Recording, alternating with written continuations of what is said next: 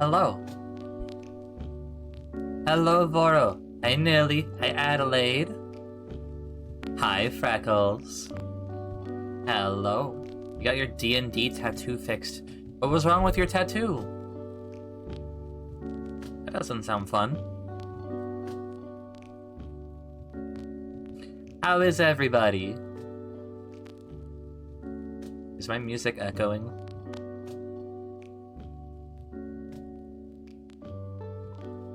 Properties. Advanced properties.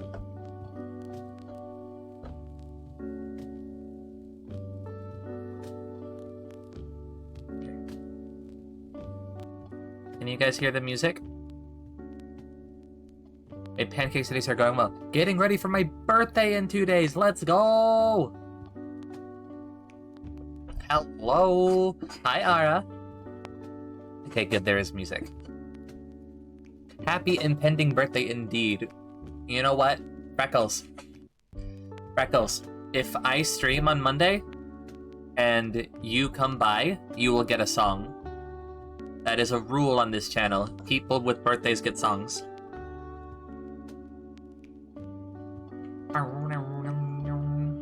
Got 8 years ago, the original artist missed spots filling it in. It was super faded. And a tattoo artist friend of mine fixed it with a fresh layer of pitch black ink. Let's go. I like that it wasn't just black, it was pitch black. That's very good. Oh, hi there. How is everybody today? I already asked that, that's okay. So here's the plan for today, alright? This is informally slash formally, part of the tabletop event, because... Do I have it here? Hold on. Do I have the thingy? So you may remember, when I did my Dark Souls randomizer, that one of the streams, the reward thingies that you guys got, was a tabletop community day. So earlier in the server, we took a look at a couple tabletop games that I really love. And today, now, same day, this right now, afterwards, Koneko. Holy shit. Koneko 80 stream streak. That's incredible. Why are you pouting? What's wrong? That's amazing. You're amazing, Koneko. That's wonderful. Thank you for the chocolate. Hold on. Yup. Someone bought me more chocolate today. I don't know who. I have to check who donated to that. Someone bought me more of these Kinder Buenos on my throne. By the way, I have a throne.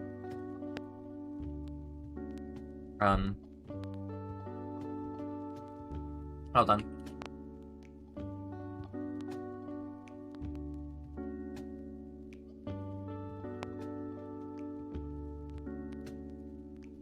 Should probably shill this more often. Ba-bum. Bum, bum, bum, bum. Can I click on this? Fish list. There. That's my throne. What RPG we talking about? We're talking today. So here's how this is gonna go, okay? This is informally talk about tabletop, because you guys earned a tabletop community day. So we talked about it earlier in the server. The throne is important for keeping the chocolate supply going. It's true. I will add more chocolates to the throne soon. We talked in the server. Also, the egos, hi! I forgot to say, fucking God. I forgot to say hi. Hello, hello. This is part of Community Day, but I realize that many people in chat may not be fans of tabletop all that much. So I'm gonna chat with you guys a while about some tabletops I love, and that more importantly are free.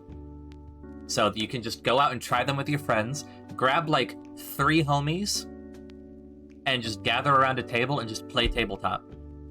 There are resources. I will treat this as like you've never played tabletop before and you want to play tabletop, is how we're going to go into this.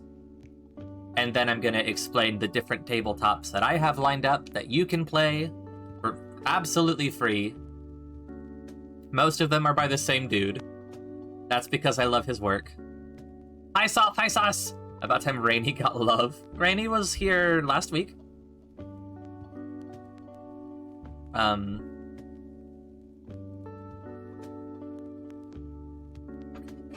And once we've done that, depending on how people are feeling, we can keep going. Y'all can tell me about tabletops you like and we can check them out.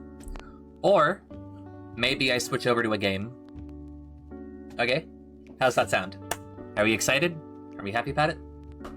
If only I'm trapped in the D&D 5e mines 2 weeks a month. That sounds awful. There's nothing really wrong with 5e innately. It's a fine starter system, but I find that it's treated as the be-all end-all of tabletop, and really once you've gotten enough into it, it's just kind of basic. Like all tabletop, you can do whatever you want with it and turn it unbasic, but I am just here to provide a couple of alternatives should you find yourself yearning for something else. So, we're gonna start with this. Here's how you can play tabletop with your friends. If you've never played tabletop before and you really want to, and you've got 3 buddies hanging around, and it's like, hey, let's try some of this newfangled tabletop role-playing, okay? There's a website called Roll20. I'm going on this on the basis that it's free. So, there's a website, roll20.net. I'm not shilling them out, this is just a resource. You can make an account for free, and you can make a game if you want to DM, and there are many built-in character sheets, compendiums full of information and rules about different games. There is a looking for group section of the website where you can send out like, I'm looking for players because I want to run a game of D&D, and people can respond to you and you can have a back and forth with them, see if they're good. Or you can look at other DMs who are having games. If you want to play, DMs will be like, hey, I want someone to play Pathfinder with me. I want someone to play this game or this game. And you can go and make a post and be like, I'd like to play that game with you. Roll20 is very, very nice. I met my current group of players I met on Roll20. And we've been playing maybe 7 years now. Use Roll20 for my zombie apocalypse campaign. Let's go! So, use Roll20. There are a couple of online tabletops that I think are better than Roll20 in a lot of ways, but most of them require money. So if you're playing tabletop on a budget, use Roll20. It is the easiest and the fastest and the most free that I know of. I'm having to run Cyberpunk Red. That's neat. We're gonna talk about something relating to Cyberpunk. Used to have D&D going with coworkers at my last job. Roll20 was nice even though we played in person. So you may notice, Soph is here. Hi, Soph. Me and Soph are part of a campaign called VTubers Without Number. I have the poster. Hold on.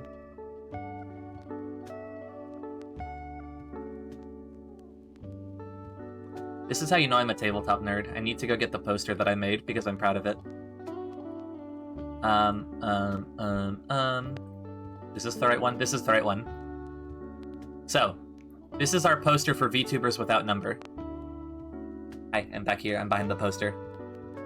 We got Dubers on the left, playing Estella Mar, Soph playing Remy Signal Taker, Ark as Cole, and me as literally everyone else because I'm the DM. So, I don't know if anyone here knows what Stars Without Number is. I will cover it briefly because we went over it for a while earlier. But, we're gonna go over a few games that you can play that are free. The games are free, and I know for a fact they have character sheets on Roll20. So this is as easy as get some friends, download the free rulebook, make a Roll20 account, play the game. Easy peasy. There's no barriers to entry. I guess one of the things I dislike most about D&D, at least modern D&D, is that it's such like a brand name that they get away with charging a shit ton of money for it. If you want to have all of the base materials to play D&D these days, it's $150 to play the game.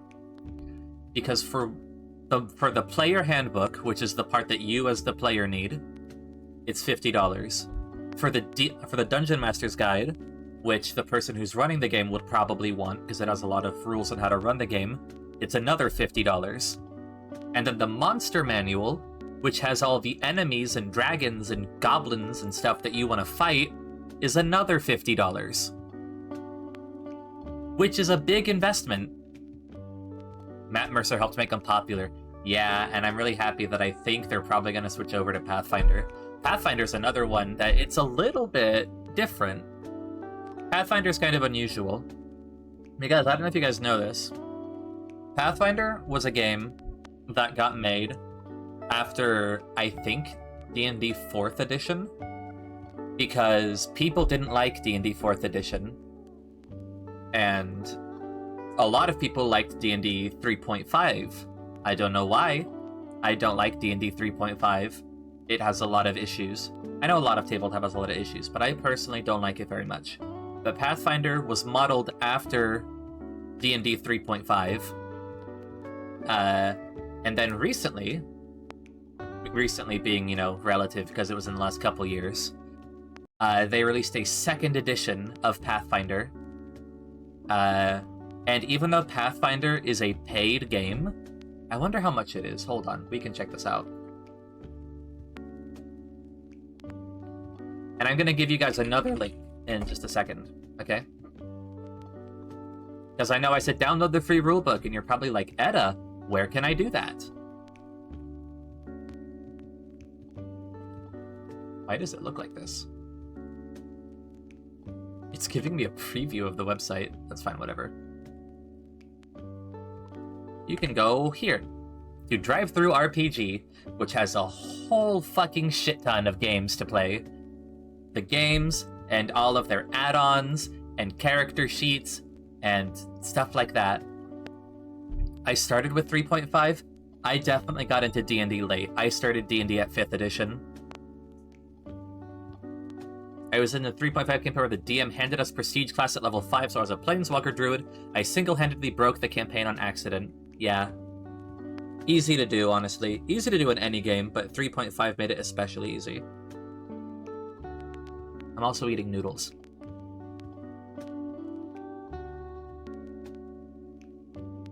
So let's go check out how much the Pathfinder rulebook is. I searched Pathfinder 2e.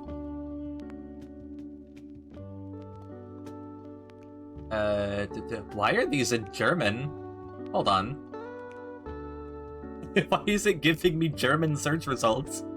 Soft help! What is Pathfinder 2 Seit der Aufsteller set?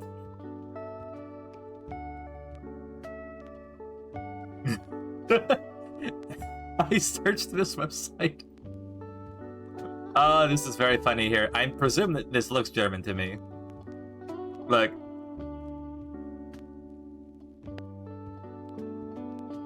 Look. Pathfinder 2 Prestige Panzerkarten. Stop using my PC? No. Anyway. Let me Google it then.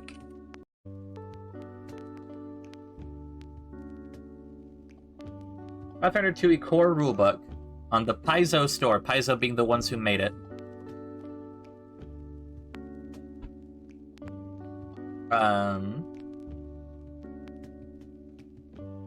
Monster Core, Player Core. Okay. So, the Player Core 2, which is the brand new one, because they recently are making a new version of Pathfinder 2. Oh, okay, yeah. I don't know. For some reason, my search results are in German.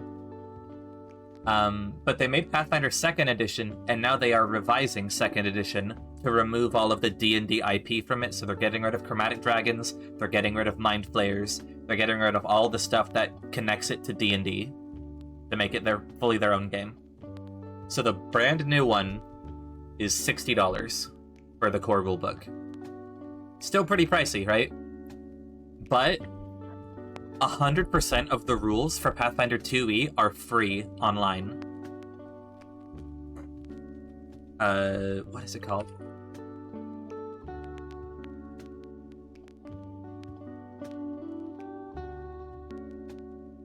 Right here.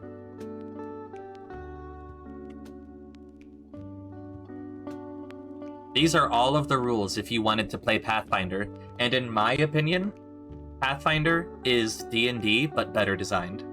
That's my personal opinion. I just think that it does what D&D does, but better. So, we can talk about that later. I'm going to be saving these links, so we can return to that. But, these are resources, right? You have Roll20, you have Drive-Thru RPG for getting the games. So now, what do you need? You need a game to play. So, does anyone know what Stars Without Number is? We can touch on it very briefly. I'm also going to use this as an excuse, by the way, to talk about another game that I haven't been able to play yet, but I really want to. Egos knows about Stars Without Number. I think I know that. Yeah, Soph knows it. Soph knows it. Soph has played in it. Hold on. I need noodles.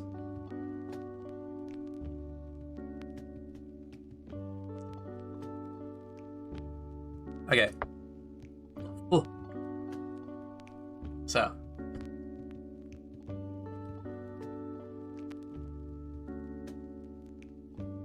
Stars Without Number.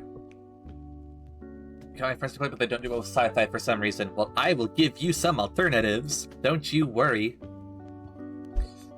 So, this is Stars Without Number, Revised Edition, which is the version that we play on stream. It is by a guy named Kevin Crawford. He owns a publishing company called Sine Nomine Publishing, which is basically just him, I believe. And Kevin Crawford is a man that I respect greatly for a couple of reasons. All of his games are super fun. Almost all of his games are free. For the most part, Stars Without Number and all of the games like it are free to play. There are deluxe editions that you can pay money for, but that, for number one, the deluxe editions are $20, not $50. And also, you're not required to buy them to play the game. This game, for free, has the full bestiary, all of the rules for leveling up and getting skills, all of the rules for traveling through space, making your own spaceships, making new enemies, making adventures. All of that's free. And then if you buy the deluxe edition, you just get some nifty bonuses. Most of his games are like that. He revised it? Yeah. This brand new one. So, well, not brand new, it's several years old at this point. I don't remember when this came out. Does it say? Can I find out really quick? 2017. Sine Nomine. So yeah, he did originally make Stars Without Number, was his first game, I believe. And I played the original Stars Without Number. It was fun, but it's really rough now. I imagine that going back to the original Stars Without Number would be a lot like going back to the original D&D now and trying to play it. I imagine it would be kind of a tough sell. But he revised it, all new rules, many new mechanics, completely changed how psychics work. Here's another thing that I need to talk about before we delve in. There are many different systems. Well, I'll put it this way, because system can mean a couple different things in tabletop. So, Kevin Crawford's games are all what is called OSR, which stands for Old School Revival, or Old School Renaissance, or something of that nature. And it refers to games that play similarly to how D&D plays. The old school of tabletop, because D&D was technically the first. So, it'll have, like, you roll a d20 to attack, you have saving throws, you have skill checks, you have spell slots. Those are components of OSR, pretty commonly. As far as I'm aware, thinking about it right now, all of his games are like that. So if you've played D&D before, you could pretty comfortably jump into Kevin Crawford's games. But Stars Without Number is the one we'll talk about first. We'll touch on it briefly, because I already talked about it with a previous couple hours earlier in the server. Excuse me. So Stars Without Number is Kevin Crawford's sci-fi game. This is kind of his main, this is main title, more or less. It's the only one that he's gotten a revised edition for. So if you want to, fly through the stars on a spaceship, you play this game. It has laser guns, it has vehicles that hover, like hover cars, machine guns, it has jetpacks, it has rules for starships, how to maintain them, how to fight in starships, and it very well introduces one of the main things about Kevin Crawford's games. Does it still have the psychic weapon that gives the enemy tumors? No. I don't know if I want to say unfortunately in that specific case, but Sci-Tech weapons are not a thing by default in the rulebook now. You'd have to come up with your own. But there are psychic powers that give you cancer.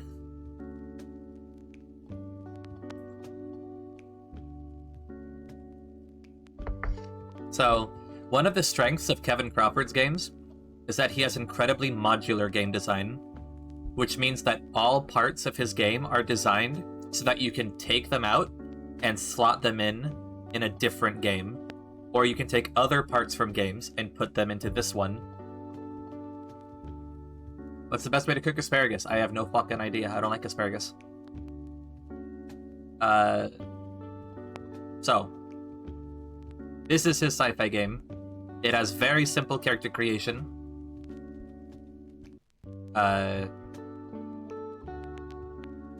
Or what do you even know? I know a lot about tabletop. I know a decent amount about tabletop. This has very simple character creation. You go in, you decide what background your character has. Like, are they from a barbarian planet? Are they a clergyman? A criminal? This gives them their different skills. And then there's 4 different character classes. You can be like the skill monkey expert. You can be a psychic and have telekinetic powers.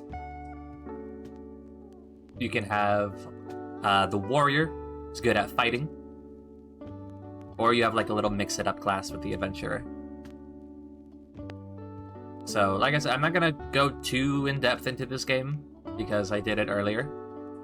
But the general setting is that a long time ago, there was this big galaxy-spanning empire called the Terran Mandate. And they kind of controlled everything with their incredibly powerful psychic technology. And then one day, there was an event called the Scream, which kind of wiped out most of the psychics in the galaxy and led to the Terran Mandate's collapse. So, this game... Souls games are over and boring with crap stories, mediocre gameplay, and fake world building. I cannot disagree with you more, but we're talking about tabletop right now. There was this grand event that broke everything down,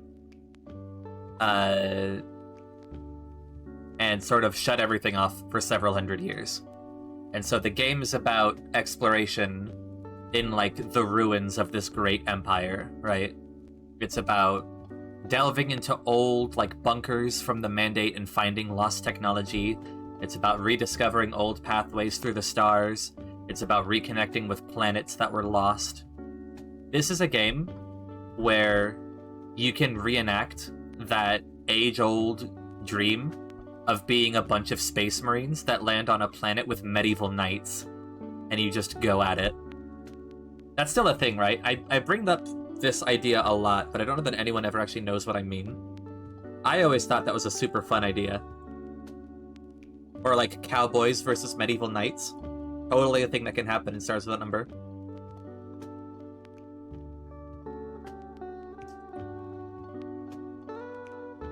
Because different planets have different levels of technology.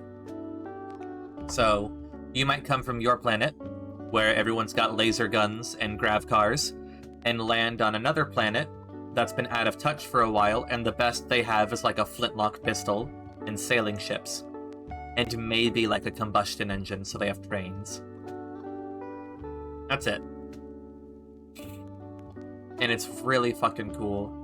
It provides a lot of opportunities for players to explore, to find new locales, see new things. It's a really neat game, and I like it a lot. It's one of my favorites for sure. Now then.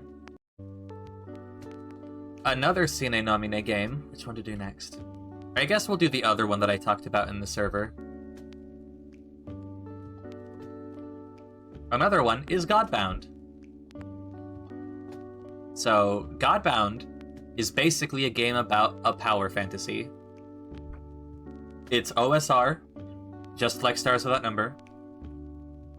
You have, you know, attack rolls, saving throws, skill checks. Excuse me. But this game is about having awesome power. Because in this game, you are not a regular person. You are literally a demigod. You are a person who has been touched by divine power and is using that power in whatever way you see fit. It is a game that revolves around potentially building up a cult of worship. It is a game that revolves around conquering lands and becoming their new deity. Or maybe destroying lands that displease you. Hi, Ark! Remember, Kevin made another RPG in the Stars and Umber universe called Other Dust, which takes place on Earth post-Scream. It's post-apocalyptic. He did, and he actually made another game in the Stars Without Number universe, which I'll get to in a second. I've never played Other Dust, but it looked neat. I don't know that pure post-apocalypse is really my jam with tabletop, but it looks like a neat game. I have all of the source material for it.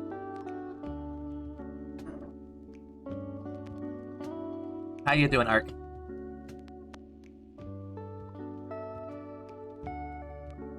So, again, I'm going to touch on this briefly because I went over it in the server earlier. But Godbound is all about the world being broken. The world was whole once upon a time, and then humanity got too greedy and they broke the planet. They tried to establish their own god on the throne in heaven, and pulled reality apart, basically, to make it happen so that they could use the divine powers to make their own gods. I've never played to Genesis Rebirth. Nothing is ever really dead if it's allows fans to play it. So, in Godbound, the world's been broken for 1,000 years.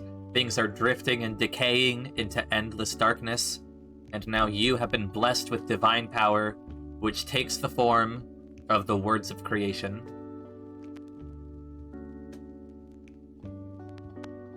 Where is... Where's the page that lists them all? Look at this thing. This is an enemy that you can fight in Godbound. You can be this guy. This Thor-looking motherfucker? This could be you. Actual example of a natural, like, normal boss fight in Godbound. Here are the words of creation. So, the words of creation are all, like, different aspects of reality. Got alacrity, that's about speed. Artifice, that is about building, repairing, and destroying objects. Deception. These are all abilities that go into your divine portfolio. So you decide what kind of god you want to be. You could be like a trickster god that has deception and knowledge and beast, maybe, because it lets you shapeshift into animals. If you want to be Hercules, maybe you would take endurance, might, and sword, you know? And all of these words of creation are little portfolios of power. They have, like, power lists that you can take that let you do things like summon lightning storms, or merge into the earth, or travel between shadows. At level 1, a godbound PC is stronger than you will ever get in D&D. Ark, thank you for the resub at tier 3. You are once again invited to the Fox's wedding. Thank you so much, pup. I really appreciate it. Thank you, thank you. Makes me think of Exalted. Yeah, as far as I'm aware, this kind of takes inspiration from Exalted.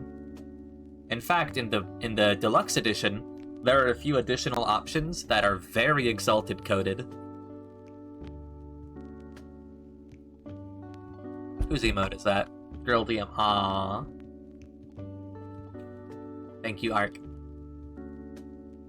So yeah, that's the basic idea of Godbound. Everything's broken, and you are coming into a broken world, either to fix it, to rule it, or to finish it off. It's really up to you and the rest of your pantheon. You can make a cult, you can not make a cult. One of the unique things about Godbound is that in order to grow stronger as gods, you have to do godly things. So whenever you get rewards for a session, you get two things. You get experience, which is typical in tabletops, and then you also get what's called Dominion. And Dominion is a resource that you spend in order to level up. Is the advancement table here? I don't think so. No. So, Dominion is a lemon badge. You have the lemon badge! Thank you, Soph. Dominion is a resource that you can spend to do things like create grand artifacts, empower a population, change how the world works. If you're a godbound of Earth, you might use Dominion to raise a stone palace out of the ground. I once had someone who was a godbound of Sky, which is about weather, lightning, flight, and winds. And they, with Dominion, caused a mountain to float. And that was like their own kind of fortress, was this flying mountain with their cult's headquarters on top of it. And all of their cultists had wings, so they could reach the headquarters. You have to do things like that to level up in Godbound. It is a very high-power game. It's very cool. I would not recommend it for, like, a person's first tabletop, because it might kind of skew their expectations. First Lieutenant Gamer. First Lieutenant A Gamer. Greetings, milady. Could I interest you? A fresh ba'a o wa'a and some fish and chips and some of the finest beef Wellington as well. Do you actually have those things? I mean, aside from the bottle of water, because I have my own. It's a super fucking cool game. And the deluxe edition has options for you to do things like play as a mortal. And you may be like, why would you play as a mortal in a game that is full of things that can threaten a god? And the answer is, because doesn't it kind of sound neat? So there you go. That's Godbound. Stars what number? Godbound. We're off to a good start, right? Okay. So, the next thing that I want to show you guys, it's another Kevin Crawford game. This is one of the reasons I do like Kevin Crawford, is because he diversifies. He's a librarian, I think. Maybe, is he still a librarian, perhaps? Gods with that number, got it. Yeah, he's got a lot of without number games.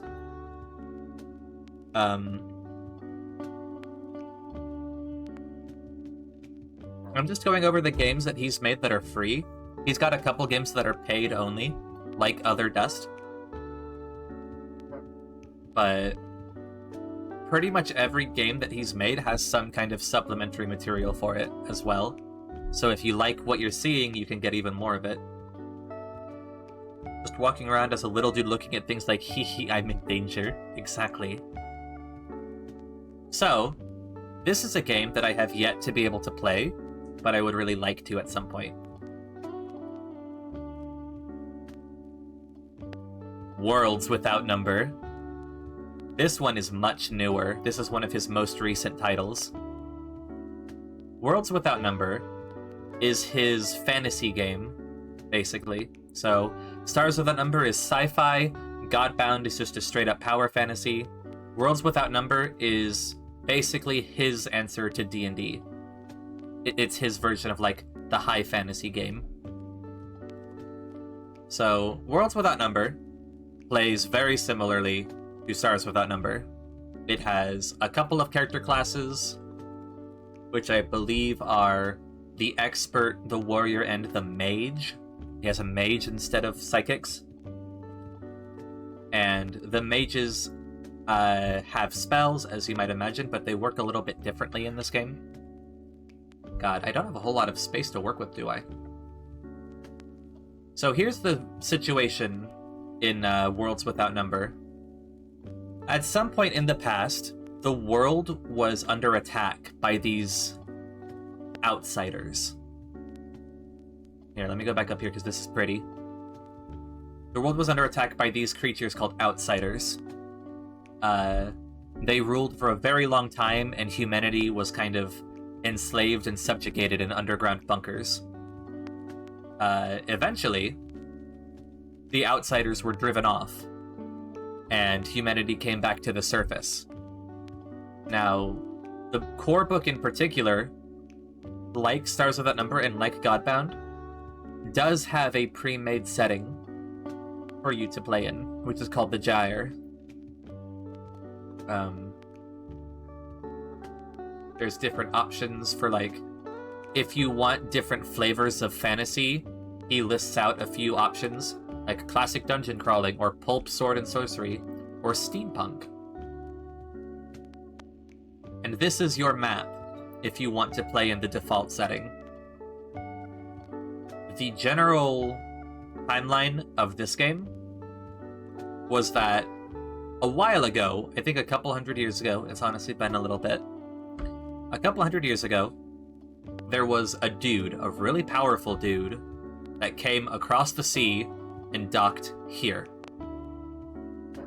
And spread out his influence to all of these warring countries, kind of took them all over. They were all facing war from these tribes down here, so their forces were spread thin, and this guy came in and marched across the land with his great armies, subjugated all of the opposition, like all of the nobles and the people that were in charge, got them to stop squabbling through sheer force. He pushed back the invaders, and then he was like, "So I'm in charge now, right?" And everyone was like, "I guess so, yeah." And things were good for a while, up until, obviously, these tribes down here kept coming back because they want what the people have.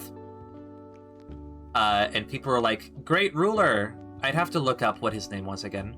But they were like, "Hey, great ruler, we need help. The people are attacking." And his magnificent magical armies did not come, did not help. And so problems start popping up all over the place. People are like, "Hey, we need your help." No answer. He just doesn't respond. His soldiers, his army, still patrols the city, but no one has seen him for decades. And he is not responding to any kind of messages or requests.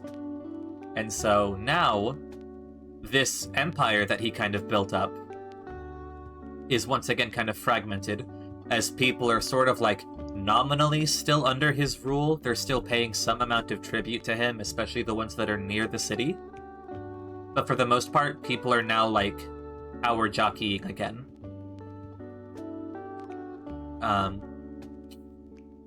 if you read between the lines, and if you know about Stars Without Number, this game takes place in the same setting as Stars Without Number. This is Earth, like millions and billions of years after the Scream, where if you've played Other Dust, like I bet Ghost has, Earth was covered in like a nanite cloud, basically, that had a whole lot of information about, you know, Earth's wildlife. It had the ability to, like, change structures, build things, you know, kill people, which happened a whole lot. And in this game, it is the source of magic, are those nanites. It has long since passed out of the knowledge of anyone who is alive, or the ancestors of anyone who is alive, what this is. But the people of the world today call it the Legacy. And it is this great field, it is this, like, energy that covers the planet and allows magic to happen if you have the right knowledge, the right incantations, the right training. You can bend the Legacy to your will and use magic. And unlike in D&D, where everything is magical, magic is a little hard to come by. God, there's so much good art in this book. Like, what is that? I want to go there. Them nanites get everywhere, it's true. So there's two parts to the magic in Worlds Without Number. There are spells, and there are arts. Hello, Isen. Thank you for the flower and the chocolate.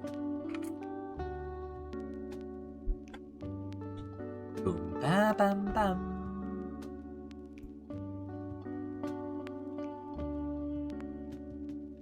Okay. So there are spells, and there are arts. Spells in Worlds Without Number, unlike D&D, are like big fucking deals, right? Spells are powerful. They're divided into two types. There is high magic, and there is new magic. So one of the big problems in this setting is that magic is really tough to do. It's dependent on the Legacy, and the Legacy is constantly changing, and in some ways, the Legacy is breaking. So these ancient spells that the great scholars once used, a lot of them just don't work anymore. There are hundreds and hundreds of powerful, earth-shattering spells. I don't like how this flower is looking. Which you just can't use anymore. The Legacy doesn't accommodate it anymore. So a lot of mages focus and train for years and years to master the few known high magic spells left. And all magic spells are very powerful in their effects. There's also new magic. New magic is sort of like jury-rigged together. It is fragments of spells that are mushed together in an attempt to use what is currently known about the Legacy to produce magic. So, those are different disciplines of magic. And then, apart from spells, there are arts. Arts are much easier to use. They are spontaneous, small-scale magical effects. They're much easier to do, and you get a lot more of them per day. So, let's see. Here's magic. This is the high spell list. High magic. Not very many spells, as you can see. But even a high magician, at maximum level, you can only cast 6 spells per day.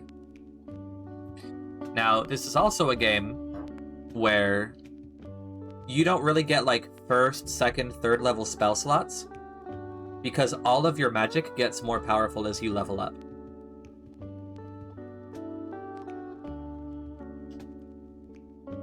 Excuse me.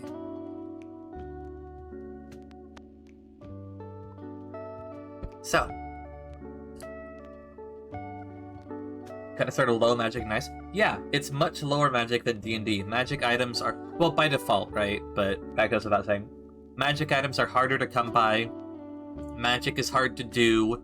You don't get as many spells. But let's look at a couple of these. These are the arts of high magic. So, high magic is one of, like, the disciplines of magic that you can learn. And if you're a high mage, you can also use these different abilities, which are typically about interacting with magic itself. Let me move this over here. Protecting allies from magic, augmenting a magical spell, protecting yourself from magic, protecting your own spell casting, you know? These are just augments to general spell casting that are within the purview of the high mages. So these are the arts. They're much simpler in their effect, and they're quicker to cast. As for spells, let's take a look at a level 1 spell. The Coruscating Coffin, a level 1 spell. A thaumic discharge is focused on a single visible creature within 100 feet per caster level, wreathing them in a lethal mantle of crackling energy. The target suffers 1d8 damage per caster level with a physical save for half. NPC targets with only one hit die will inevitably be slain, regardless of the damage done. The spell cannot be blocked by non-magical intervening barriers, provided the caster can see the target with their unaided vision. So this is a level 1 spell. You can use this immediately. And this might be the only spell you can cast that day, but it's like you call down a lightning tornado on some motherfucker you don't like. You know? Pretty good.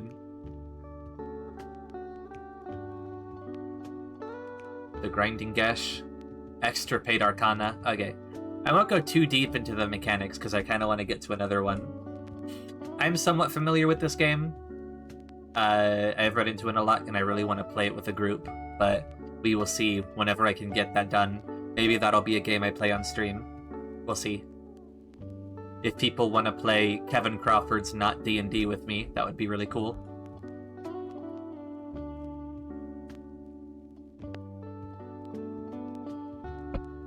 Okay. There's other magical traditions. Like the Elementalist. There's a necromantic magical tradition. But yeah. That's Worlds Without Number. If you want to play one that's much more traditional fantasy, closer to D&D, you would pick this one. This one has ghouls. This one has ogres. There are dragons. Actually, I want to stay on this for a second because I want to talk to you guys about something. I'm going to talk to you guys about a bit of paid material. Let me take this. Okay. So, let me pull up the information. I don't need that full one. I want to talk to you guys about dragons. Because I think that dragons have been a little bit watered down in media. Dragons are not these titans of flame and scale that they used to, you know. Kevin made one called Scarlet Heroes, which is very interesting. Oh, yes. Absolutely. Scarlet Heroes... Was that the one that was, like, for one-on-one games? Because there was a version of that that was made for Stars Without Number. Yeah. Kevin Crawford gets around. There's a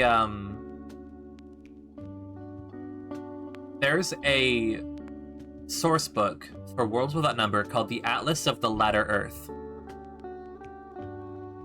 Yeah, Soph, are you ready? Are you ready to hear about dragons? So, I won't go too in depth into the Atlas, because the Atlas is paid material, and I firmly believe that Kevin Crawford should be paid for his work. 110%. He gives so much for free. This book, Worlds Without Number, is 350 pages for the free version. And then if you give him $20, you get a shit ton of extra stuff. And all of his games are like this. So if anyone deserves your money for playing tabletop, give it to Kevin Crawford. So I'm not going to show you guys the contents of the Atlas, because if I have sufficiently intrigued you about this game, I would like you to purchase it for yourself and see. Or play it with me, because I would love to do this. But in the Atlas of the Latter Earth, it is a source book for Worlds Without Number that covers the world outside of the Gyre, and it covers a whole lot of different factions and races and histories. Particularly, it covers dragons. So, let's look at a couple of monsters in this game. I think this will mean more to you if you know tabletop, but I'll put it into perspective for people who don't. So, creatures of a far age, let's look at this. Let's look at the Blighted, perhaps.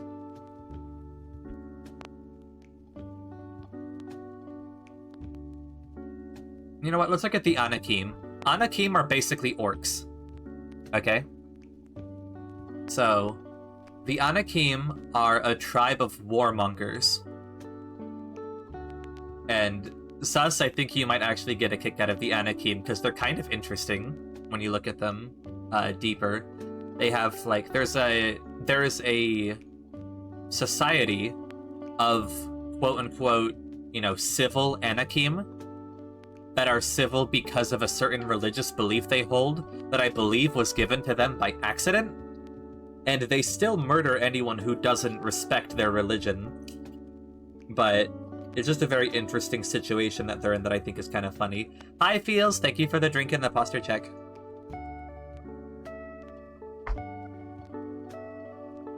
But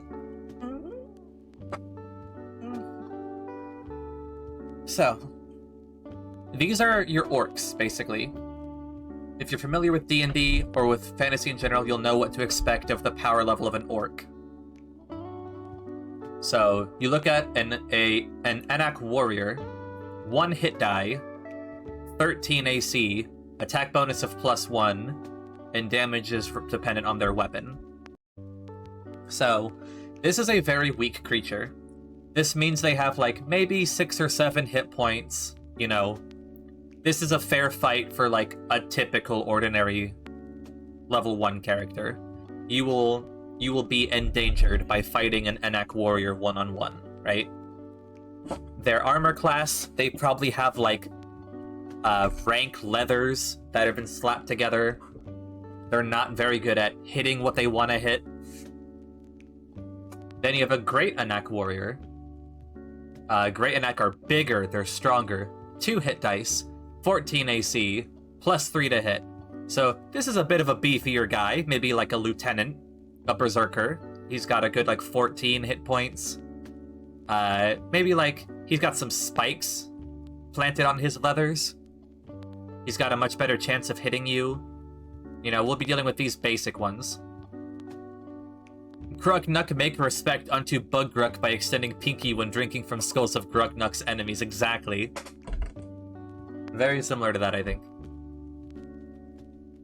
But then, if you get all the way to, like, the Goblin King, basically, the Anak King, 10 hit dice, 20 AC, a +12 to hit, and they attack twice.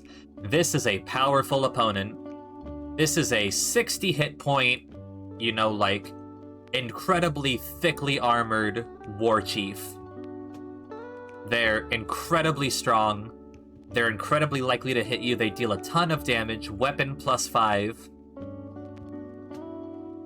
You know, pretty strong, right? One could imagine. So that's what the orcs have to offer. The orc kin in Worlds Without Number. If you go to the Atlas of the Latter Earth, there is a section that details dragons. There are 2 types of dragon. There is the lesser dragon and the greater dragon. The lesser dragon, keep in mind, watch these numbers, okay? This is the strongest orc there can be by default. This is an insanely powerful opponent. You will be hard-pressed to find an enemy stronger than this amongst the Anakim. Okay, watch these numbers. A lesser dragon has 20 hit dice, an AC of 22, and an attack bonus of 25, and it can attack twice a round. So, a lesser dragon is more than twice as strong as the strongest an orc could ever be. Hi, Moose! That's a lot of cute peeks. Hello, hello, it's nice to see you.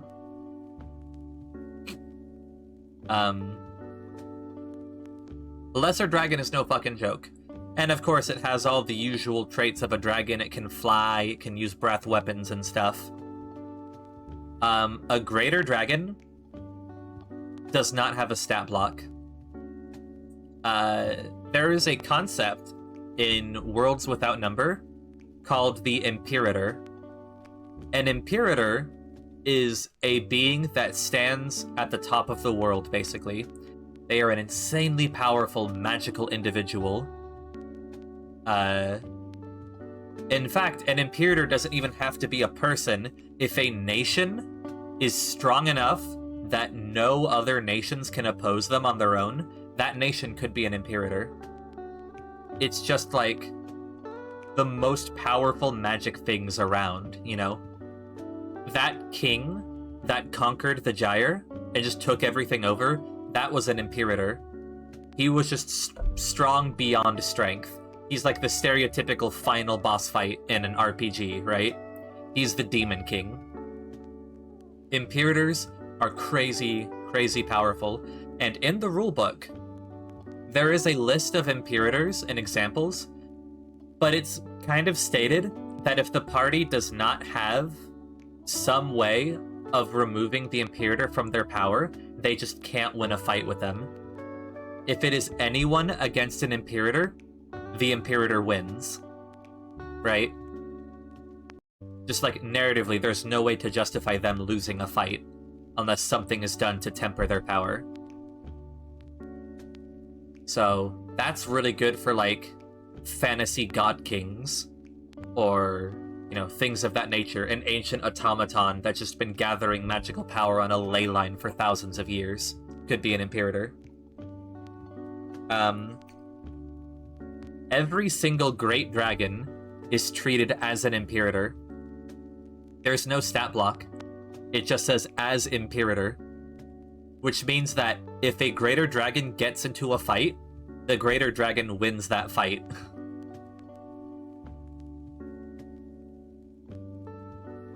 Like, the lesser dragon is already one of the most powerful creatures in Worlds Without Number, and the greater dragon is so high above that that it doesn't even have any numbers attached. I got ideas stuck in my head, I blame you. You're welcome!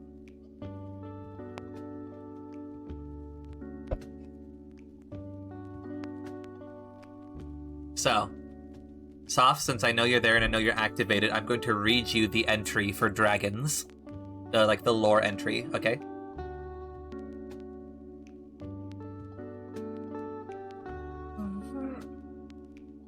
Okay.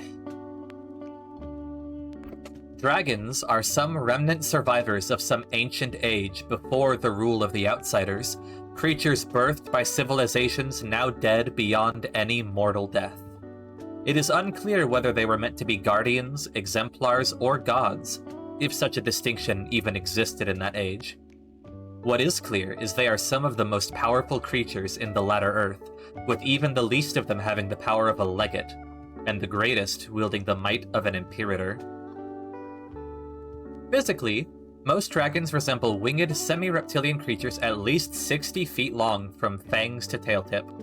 Their size seems to reflect their overall power, with the mightiest recorded specimens being at least 600 feet long, with a quarter-mile wingspan. Various dragonic forms have also been recorded, including one composed of articulated metal, and at least one that appeared in a shape that modern human visual senses could not coherently process. Dragons spend most of their time dreaming. Locked in a reverie, recalling their former civilization and their life during its zenith. Given the limits of their memory and the unfathomable ages since their creation, they often have difficulty recollecting details and specifics. They find this forgetting unendurably painful. To forestall it, they gather objects and treasures that somehow remind them of their past, hoarding them with obsessive care. To steal a dragon's treasure is to steal a fragment of its past, and it will go to great lengths to recover the item and punish the thief. Most dragons would prefer death to the loss of their hoard. Dragons generally despise interacting with the modern world. Its existence is a painful reminder of all they have lost. Sometimes they can be propitiated with a treasure that somehow reminds them of the past, or engage humans to acquire some token that they dare not leave their hoard to obtain. Payment is usually made in priceless artifacts that are worthless to them. At times, a dragon can be persuaded to give an answer to some deep question, but they will almost never leave their hoard unguarded to perform physical favors. They resent any time not spent in remembering their lost happiness. Unsurprisingly, every dragon has a fearsome array of powers, and few heroes have ever managed to best them without devising careful plans or acquiring special occult artifacts. Among the lesser dragons not imbued with an Imperator's might, the following traits have been commonly observed. Individuals doubtless vary. And then it has a list of powers that dragons might have, like their breath weapon, they're very, very sturdy. Xanthos! Hi, honey! Imagine having to measure the wingspan. Yeah, exactly. Dragons are so cool. I love this idea of, like... I like dragons, and sometimes I regret that things like D&D have turned dragons into, like, regular monsters, you know? I like dragons that are just at the peak of the world, that are pinnacles of magic and might.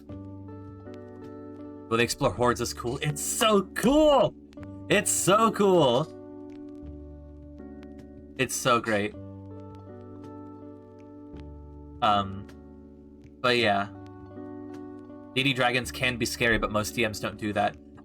That's the thing, is that a D&D dragon is typically just treated as a strong monster. Yeah. They're not really, like, these dread titans anymore. Enough people, I think, are comfortable with dragons in D&D to, like, theorize how to kill them, and just when you're treated with a dragon, you just kind of figure out how to deal with it, you know. Baby dragon? That doesn't help either. I do like the idea of lesser dragons. See, this is the conflict. Also, hi Lotus! Wow, I'm kind of just on a roll. Also, D&D dragons are heavily based on Smaug from Lord of the Rings. It's true. I've never seen a DM have a dragon pick up a PC and fucking drop them from 200 feet in the air. Yeah, I mean, a lot of the times, if dragons were treated the way that they would logically behave, then the party would just die. Because, like, what is to stop a blue dragon from just sitting on a nearby cliffside and belching lightning at the party over and over, you know? What are they gonna do about it? I do like D&D dragons, but I do also love dragons like this, where they are these, like, uniquely ancient and unknowable creatures that are completely unparalleled in their strength.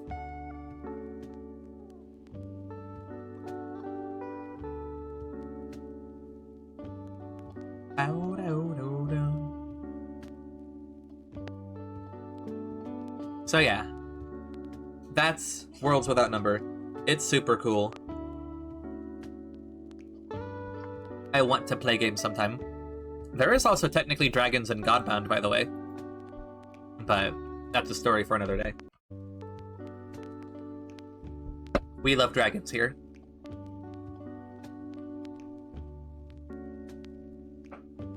So, that's our third game. And again, as a reminder for anyone coming in, these games are all free. Stars Without Number, Godbound, Worlds Without Number. These are free tabletop games.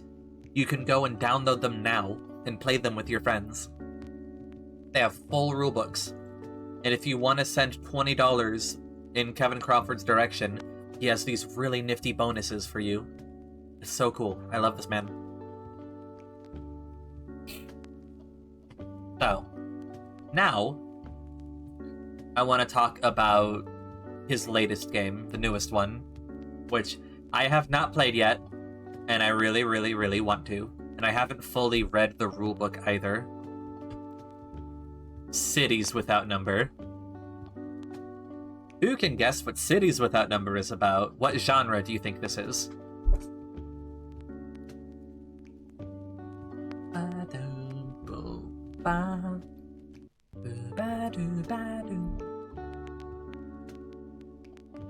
Technically, everything in D&D is based heavily on Lord of the Rings. That's true. A lot of things in fantasy are based off of Lord of the Rings. City building RPG, Untapped Ground, let's go. SimCity? No. I gave a party an interesting dragon once. He was the size of a city because they don't actually stop growing, so no way they could fight him. Ancient guardian of a lost library. They had to solve a riddle to pass. I forgot the riddle, but the answer was to give him cheese. Creative. I can say that I've never seen a dragon like that before. So, Cities Without Number is Kevin Crawford's cyberpunk game. Yeah, Ghost. Absolutely. This is his cyberpunk game. It's all about running jobs in the city, a world that is completely overtaken by the megacorps. You know, criminal enterprise paid for on a corporate dime. Cities Without Number. And once again, it's free. It's 230 pages. You've got character creation, full rules for combat, saving throws, leveling up, all the gear, hacking rules in particular that don't make me want to die looking at you, Shadowrun. Creating your dystopia, creating and running missions, faces on the street, all of these different stat blocks for people. This is a combined, like, bestiary and NPC creation type deal. And then the city. It's got an in-universe timeline. It's got the different levels that you can run your game on. When do we get the math RPG Numbers Without Number? I couldn't tell you. It's funny because sine nomine means without number.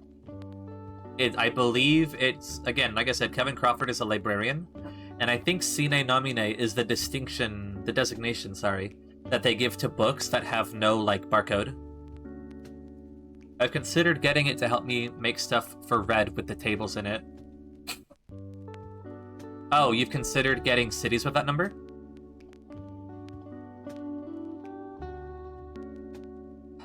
So, yeah, I really want to play this game. Because I really love Shadowrun. Shadowrun is a different game that is really notorious for being really bad to play.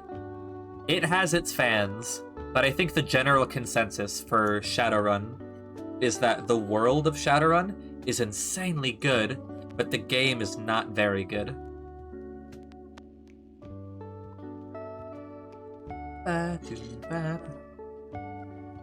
Okay. I have eaten.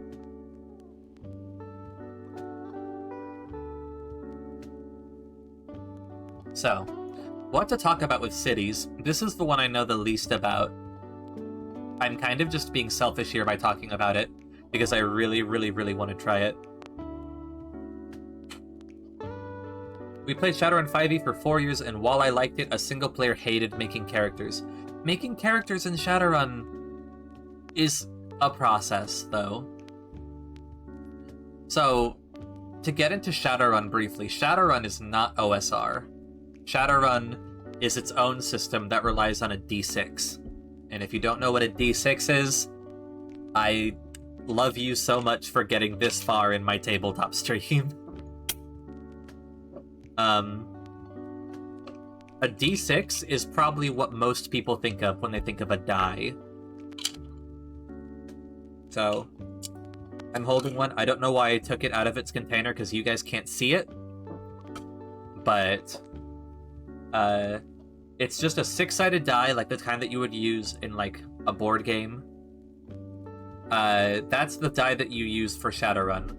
However, Shadowrun uses dice pools, which means that anytime you make a roll, you have a pool of dice that can get really big. So, like, if your character is really good at shooting people with their gun, every time you shoot your gun, you're going to be rolling a shit ton of dice. And then you're going to have to be doing multiple calculations based on your gear, the opponent's gear, the situation at hand, like what your gun has on it, your skills, the enemy skills. And it gets really chunky really fast. Every single person I've ever spoken to about Shadowrun has told me that at character creation, if you are rolling fewer than 14 dice at the thing that you're supposed to be good at, you built your character wrong. So, that is Pathfinder, or that's a Shadowrun. I don't really like Shadowrun. Here's the thing. I can play basically anything. I can have fun with most things, especially in tabletop, because tabletop is a group game, you know? Exactly, Xanthos. Tabletop is a group thing, and things are fun with friends. So, if I'm playing with a group of people that I like, dorks and dork-adjacent individuals, Vega, are you free? Vega, we're talking about cities without number. Vega.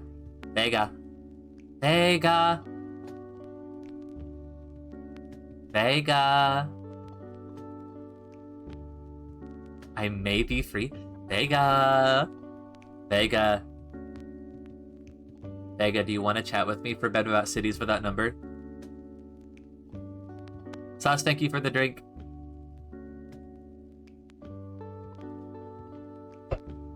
What was I saying? Yeah, Shadowrun. I can play basically anything with friends because I will have a good time playing with my friends. But the Shadowrun system is one that I really don't like because it's so incredibly chunky. It's a very crunchy system.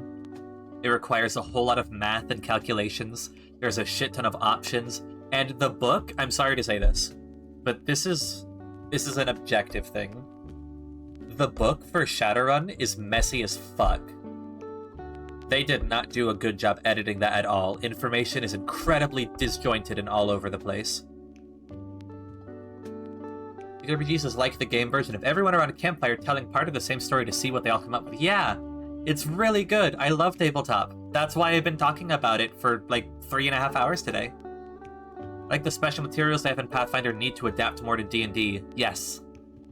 Well, or you could play Pathfinder, because again, the Pathfinder rules are free, and D&D is expensive. But yeah. Yeah, the Shadowrun rulebook has information that's all over the place. I wanted to play a specific character in Pathfinder. Not Pathfinder, Shadowrun, sorry.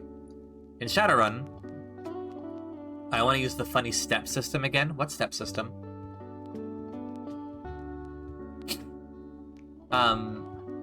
I wanted to play a rigger. A rigger is a character class, kind of, in Shadowrun, that is all about, like, plugging your brain in to vehicles and drones.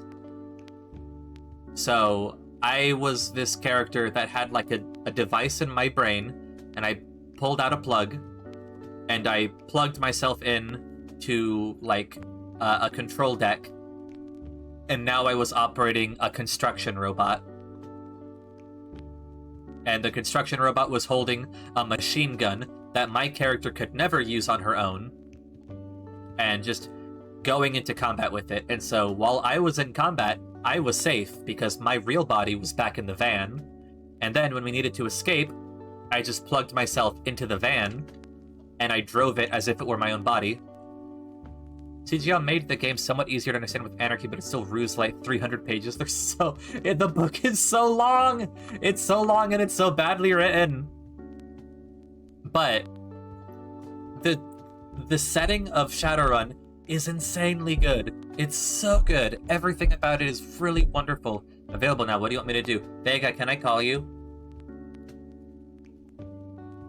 Earth Dawn's convoluted dice rolling system where your stats correspond to steps. So step 1 is 1d2, step 2 is 1d4.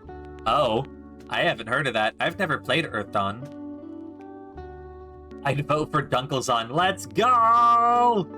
The big D!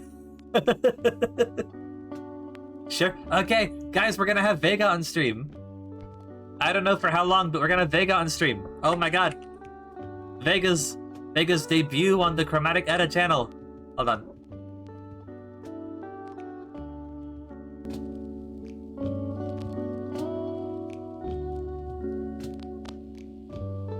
Hi, Vega! Hello. Hello! Guys, this is Vega! Allegedly. Oh, geez, my RimWorld. I'll allege. This is Vega. So I tell you guys sometimes about Vega and Sulfur being the reason that I stream. They're the ones that got me into this. So you literally have Vega to thank for me being here right now. Yes, it's all thanks to me. Therefore, I will take all proceeds from the stream as thanks. Well, I didn't say anything about that. Also, why are you so loud? It's too late now. All thanks to me. There you go. Hi, Vega! Hello. I don't know why it's making you so loud on stream. I have to adjust you further.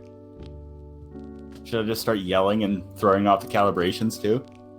Probably not. Yeah, I won't do that. Okay, because is everything good? Can everyone hear Vega okay? So Vega, I'm talking about tabletop games. I'm mostly going over the free Kevin Crawford games. Which, luckily, are all of them. At least the free edition of all of them. So. Most of them, yeah. There's a couple that aren't free. But I just got to Cities, and I think that you probably have read more of the Cities book than I have. Almost certainly, yeah. So, we've covered so far Stars Without Number, Godbound, we talked a little bit about Other Dust, we went through Worlds Without Number. So, now I'm talking about Cities, and we got off kind of on a tangent about Shadowrun, because, you know, it's one of the obvious ones. If you're talking about cyberpunk tabletops, you're either talking about Cyberpunk Red, Shadowrun, or now Cities, you know? Yeah. I don't know anything about Cyberpunk Red. I know a little bit about Shadowrun, and I know a lot about Cities. So, the thing about Cities is that it doesn't really have character classes. It has edges, and these are like specialties that your character has. You get 2 at character creation? You get 2 unless your character has negative starting attributes, in which case you can start with 3. That's the underdog rule that you have pulled up there. The underdog rule. It's pretty great. In my I have run so far 1 Cities session, and 2 of my characters, or 2 of my players, have the underdog rule. Let me see something real quick. I have a limiter. Okay. I need to limit this a little bit. Because for some reason, you don't sound loud at all, but OBS is telling me you're going into the red. Okay. This must be my powerful voice. There we go, that'll do. We'll have to look at Cities now? Yeah. So... It's definitely worth it. You know... It's got all of the benefits of all of Kevin Crawford's game, in which you can very easily come up with a character concept first, and then find rules that work for that character concept. You don't need to work the other way, like in virtually every other system I've played. Because every choice that you can make is pretty open-ended in a lot of Kevin Crawford games. Like, if you want to make any kind of fighty character, make a warrior, and then flavor the warrior using the different options that are available to you. You know, if you want to make, I don't know, if you want to make a face in this, what it would be? Voice of the People is probably a good one. Voice of the People is a decent one, but I think there is one just called Face. Is there? Face, there it is! Yeah. You're so right. And you could actually take this in a couple different ways. Like, Face is a really good starting if you just care about being a face. If you want to have a lot of skill points, you can add on Educated as your other one. Focused is also an extremely good one, starting with an extra focus. So you still get your focus picks like in any other Crawford game. Voice of the People is, of course, excellent for this character concept as well. Just got a lot of options. Or if you want to be a face that has combat skill, there's like 3 or 4 different combat focused edges. Ghost looks really good. Sneak is a bonus skill, and Fighting Withdrawal is an on turn. Once per scene, reroll a failed sneak check.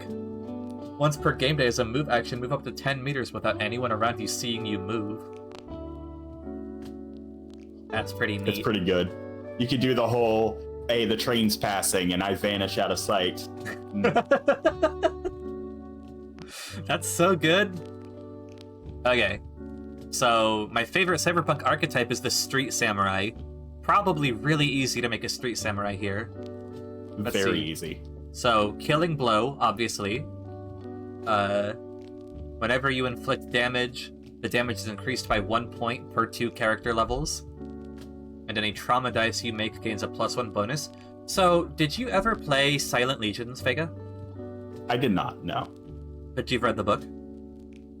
Silent Legions? I think I might have skimmed it ages ago. But I'm not at all familiar. So Silent Legions is another Kevin Crawford game. It is a paid-only game. There's no free version. And it's kind of his, like, Call of Cthulhu game.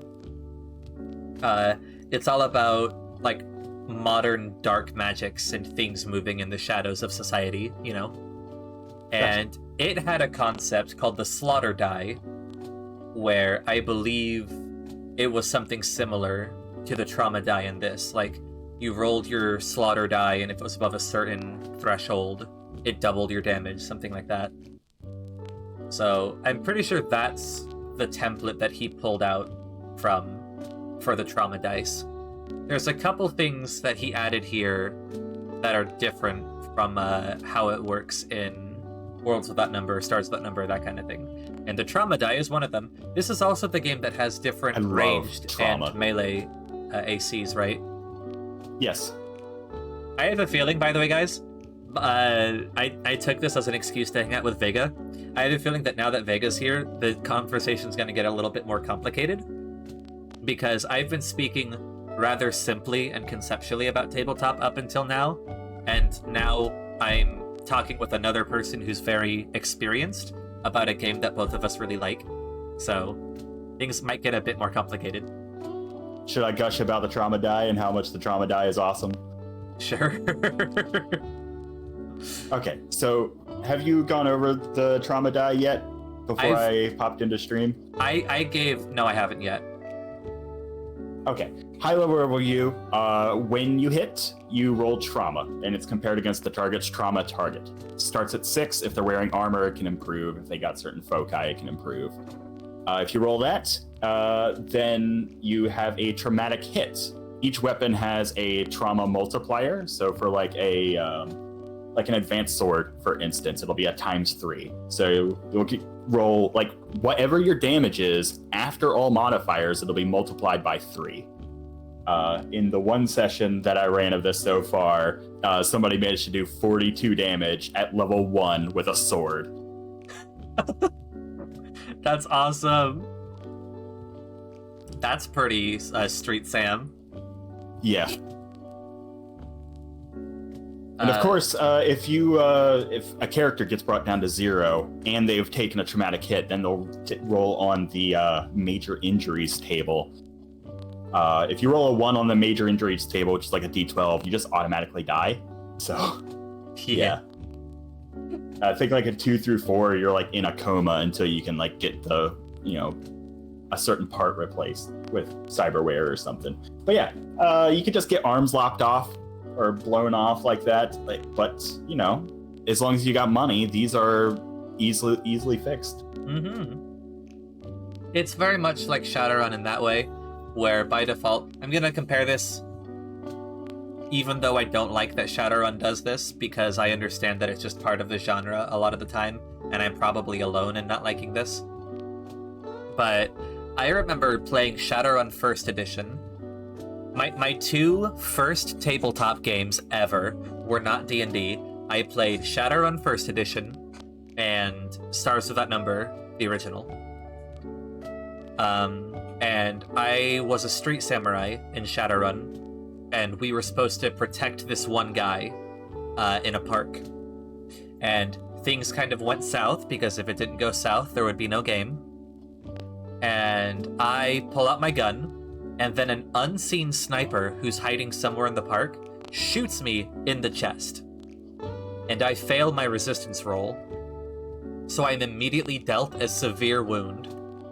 And because of how injuries worked in Shadowrun, I was basically just taken out of the fight.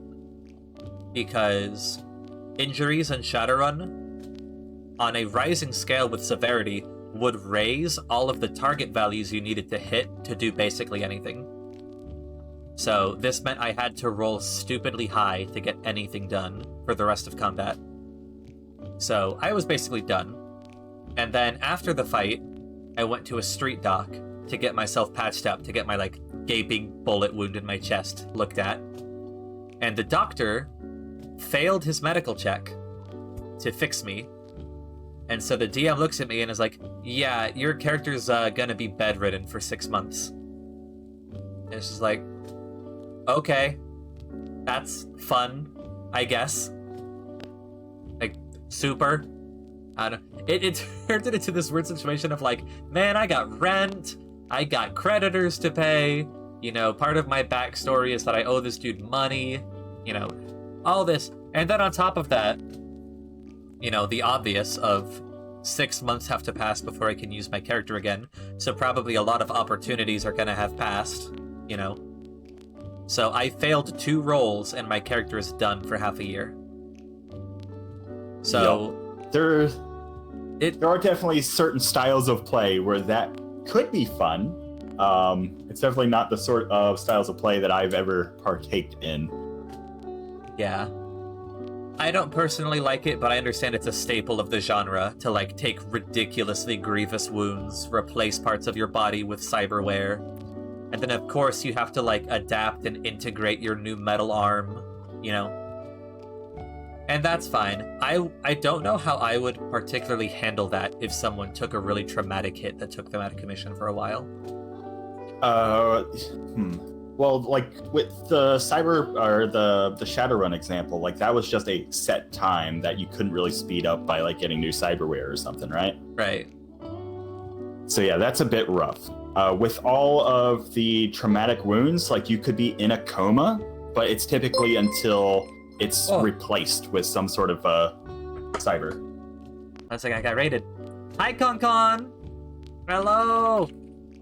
Raiders, for those who don't know me, I'm Chromatigetta. I am a fox spirit with big feelings, plays everything cute and cool and full of heart. And today, Fopray, let's go! Thank you for the resub, Con. You are once again a fox friend. Hello, cousin. Today we're talking about tabletop for Tabletop Day. And I'm joined by Vega, who is one of the friends that got me into streaming. So you can thank Vega because I'm here. And also Vega's one of my players in my Sunday tabletop game. Yay! Yay! We play Godbound. What were you doing? Limbus Company. I don't know anything about Limbus Company. Vega, do you know Limbus Company? I've never once heard about that, no. I see. But it sounds like it was fun. We cleared all things. Also, Wise Desi, hello, welcome in. Con, if you need to rest yourself after stream, please go stretch and get water and maybe snooze. But if you want to lurk or chat, you're more than welcome.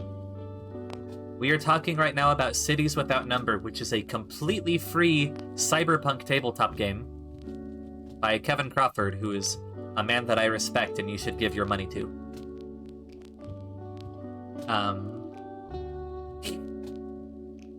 All you need to know is we suffered trauma. It was great, and I will lurk in a minute, but hope stream is going well. It's going nice. We talked And we about... were even talking about trauma right before you came in. We were talking about trauma. Bodily trauma from bullet wounds. Not necessarily bullet wounds. You can punch somebody hard enough with the right focus, and that inflicts trauma. It's true. Also, you were just talking about someone who got stabbed. Yeah. It was like a level 1 gang member enemy. Wait, they took 42 points of damage. Okay, I was gonna say, wait, was it a player that took that much, or...? No.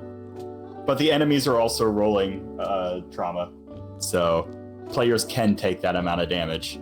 Yui Kisaragi heck, welcome in. Not a smitten difference. What does that mean? Not a smitten difference? I have no idea. Bodily trauma from 2d6 bludgeoning damage, yeah. I mean, you know, any amount of damage could be trauma. There's that age-old conversation of, like, hit points do not necessarily correlate directly to bodily injury. You know, how much damage Unless is a you're hit rolling point? 42 damage. Unless you roll 42 damage, in which case probably it's... Yes. Eddie, how do you like explosive dice? I love explosive dice. I think they're very funny. I love exploding dice so much. I wish more Kevin Crawford systems used exploding dice. Now, I don't particularly like rolling 14 of them, but exploding dice themselves I like.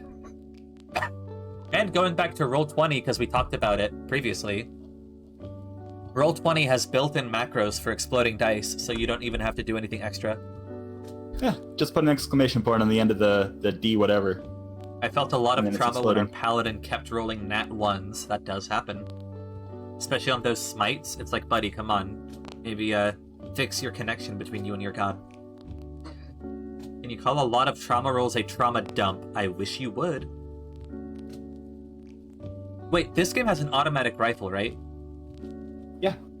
It's the, it can do suppressing fire, even though it's handheld? Yeah. I think you need a contact in order to buy it, though. It's like a military automatic rifle, so... Let's see. Tools of the trade, weapons. Let's look at weapons, guys. There are monomolecular knives in this. So here's all the weapons. Here's the guns. Automatic rifle, there it is. Look at this. This is how you know Kevin Crawford is a fucking nerd, aside from the fact that he makes tabletop games for a living. Look at this symbol that he's put on the sniper rifle. I forget that this symbol exists every time up until I see him use it. I don't even know what to call that symbol. I don't either. Or this one. Where was it? This. On the advanced bow. What the fuck is this?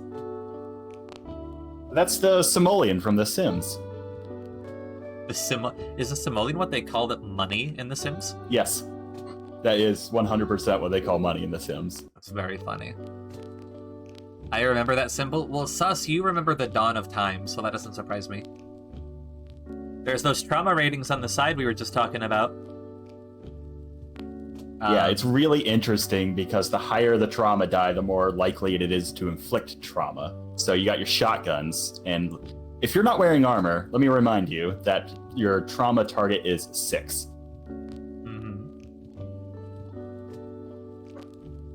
So you hit somebody who's not wearing armor with a semi-auto shotgun, like you're doing trauma, like you're 3 times damage, like 40% of the time. $10,000 for an automatic rifle. Yup. Ooh, a lot of these require contacts to buy. You don't need a contact to buy a sniper rifle? Apparently not. Look at Just that trauma rating. God damn. Yeah, they're meant to be extremely deadly on critical hits, which, you know, trauma is basically critical hits. That's not even a hunting... This is a hunting rifle. This is so like... 2d8 times 4 after adding modifiers to your damage. This is like a Barrett.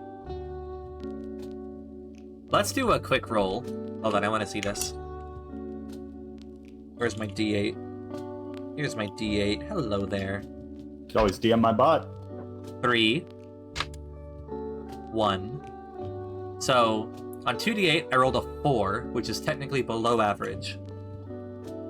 Times 4 is 16 damage. So I rolled not very good and still did 16 damage. And that's not even adding into account any multipliers. Modifiers. You have the Deadeye focus. You can add your shoot skill to that.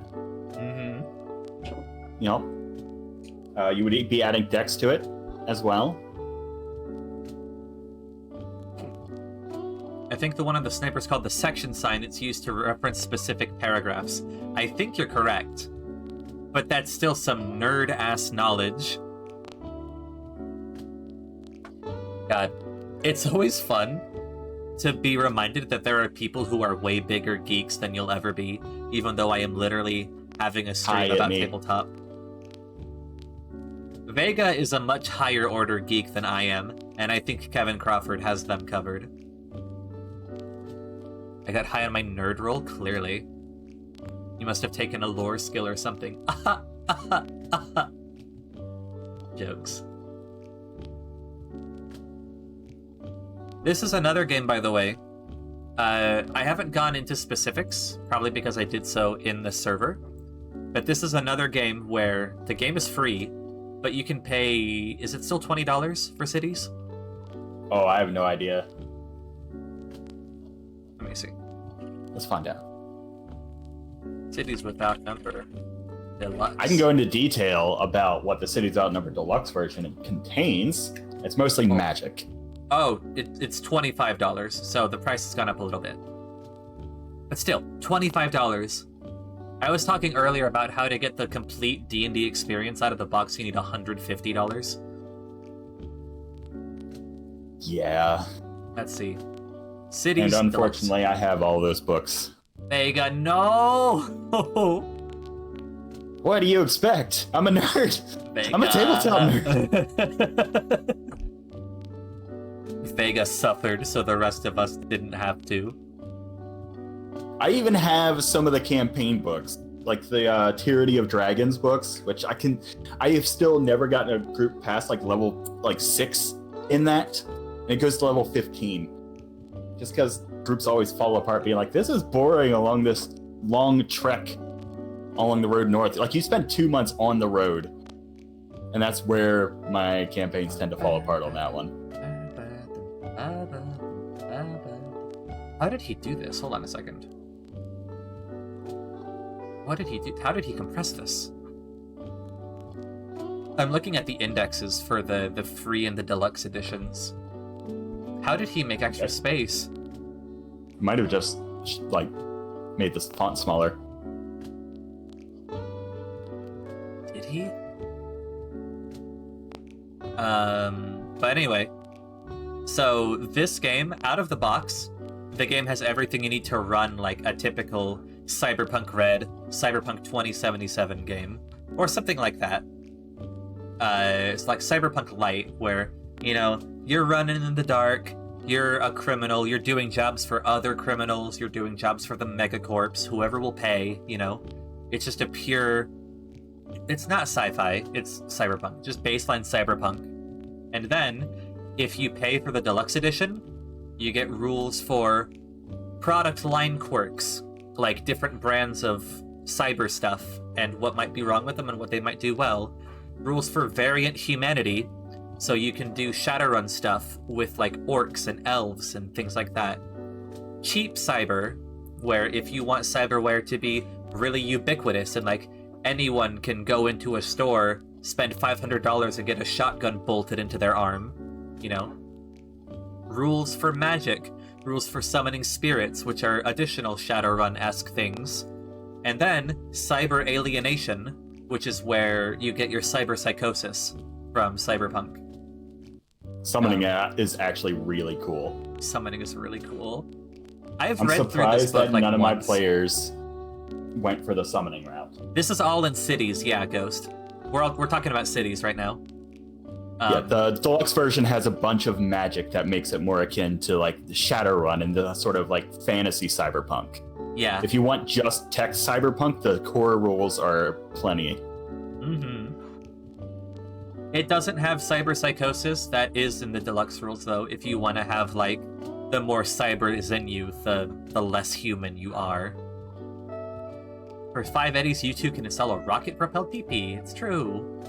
Hold on, let's compare prices, because I actually really liked how they dealt with this. Because cheap cyber is not just, like... The whole thing about cheap cyber is not just cyberware is cheaper. It is the cyberware is cheaper. You know what I mean?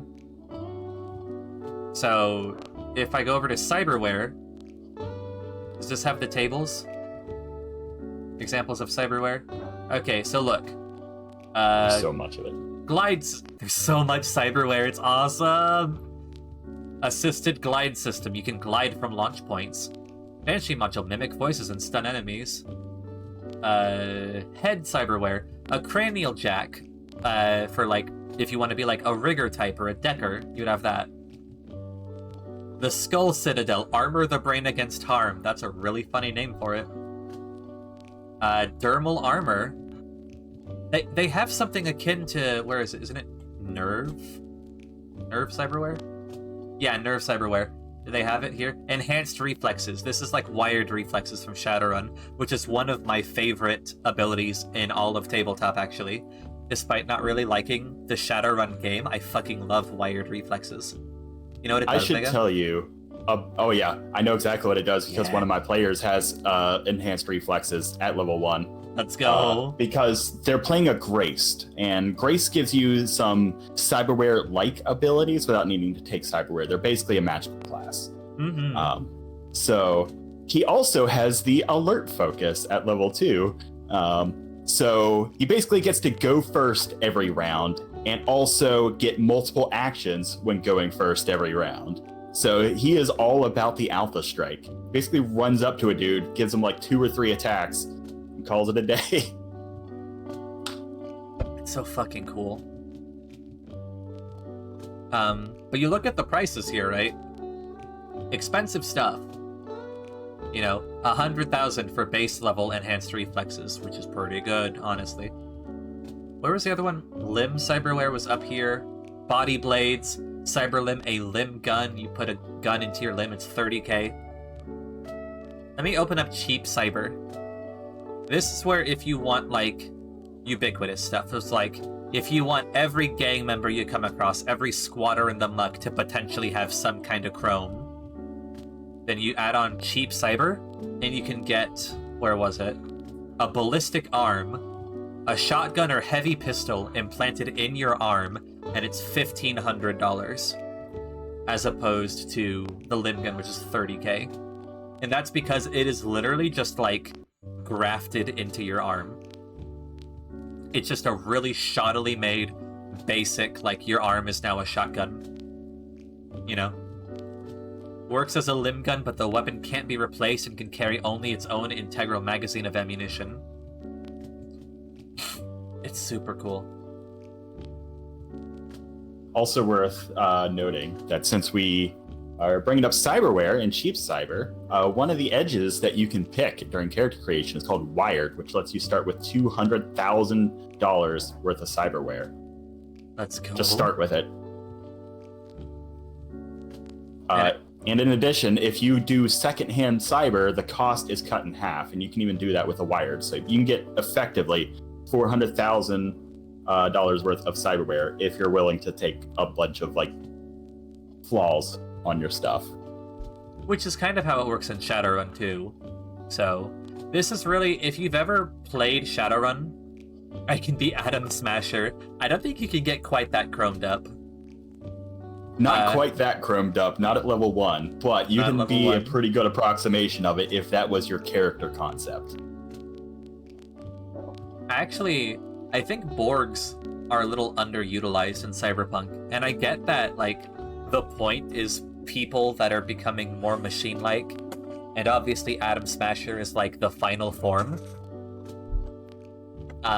If I were to run this game, I don't think they would be common. You really want to keep them in the back pocket. That being the case, I don't think I would only have, like, one person alive is like 95% cybered. You know. It is also worth noting that in the body cyberware, there is a full body conversion cyberware. It costs $6 million, and it does basically let you Borg out. Let me see. Like, I think I remember one of the effects being like you have an effective constitution of 20, and a bunch of other stuff. Where is it? Which section in the cyberware? Body. Body cyberware. Let's see.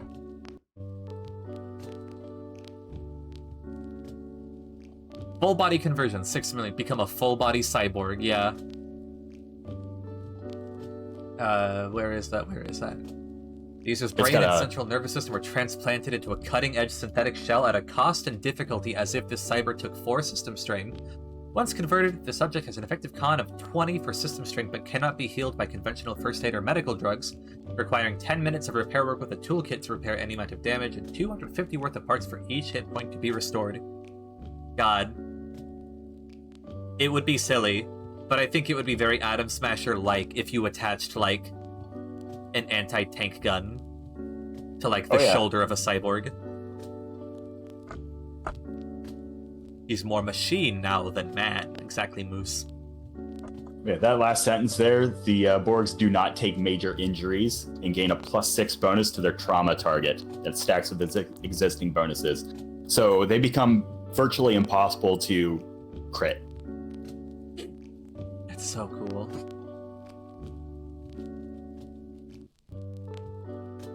Ooh. They gotta do maintenance or they die. Yep. You're not supposed to aspire to be Atom Smasher. He's a man-made horror beyond your comprehension. I saw someone talk once. I don't remember where this was, but it was... What was it? It was like the Atom Smasher... The Atom Smasher was like the initial name for like a super collider that got made. And so when the makers of Cyberpunk were making their game, they were like, yeah, what if we name our big bad villain Borg Atom Smasher? Because it's like a really intimidating name. And like, it's a fun name, but it's not really terror-inducing, you know? Well, it's not terror-inducing until he drops down on your limo. It's true. Or if you've seen Edge Runners, you know. Yeah. It's why I like Mike Pondsmith. Who's Mike Pondsmith? Cyberpunk Red, I think. So I've actually never played any of the Cyberpunk games. My only involvement with the IP was Edge Runners. He's the creator of the Cyberpunk franchise. Oh, okay. Alright, well, respect then. So yeah, I've played the hell out of Cyberpunk 2077, and and Edge Runners is one of the 2 anime I've ever watched. Sorry, anime fans, it's true. I'm not one of you. Vega's not a weeb. I'm sorry, guys, I brought someone who doesn't like anime before you. I'm a failure as a VTuber. Vega, I feel you. It's okay, Sus understands you. Excellent. Sus is big into Gundam, though. Sus doesn't like modern anime. He's big into... I don't know shit about Gundam either. Sorry. You like Mech Warrior, right? Or am I... I've never played Mech Warrior. No? What am I thinking of? You know what? Let's bring up some more beloved things that I've never interacted with at all, just to see how much of chat I can alienate. I don't recommend watching Gundam, just build the models and play some of the games. Mm-hmm. I played the old Cyberpunk 2020 tabletop. So, 2020 came first, right? And then Cyberpunk Red came after? But wait, 2020's in the past now. The distant future, the year 2000. That's one of my favorite quotes from a movie I've never seen.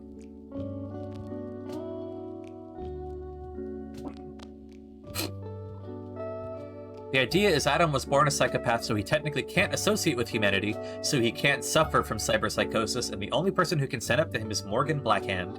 Mm-hmm. You know, Morgan Blackhand gets referenced a lot in the game, and I don't know anything about Morgan Blackhand. Oh, yeah. I do know, I will tell you this. For anyone who didn't know, there might be a hidden nugget in your game files. But if you purchased Cyberpunk 2077, in your game files is a copy of the core book of Cyberpunk Red. It's included with the game. So if you really want to play the Cyberpunk tabletop, yeah, it's in your game files. Let me see if I can find where it is.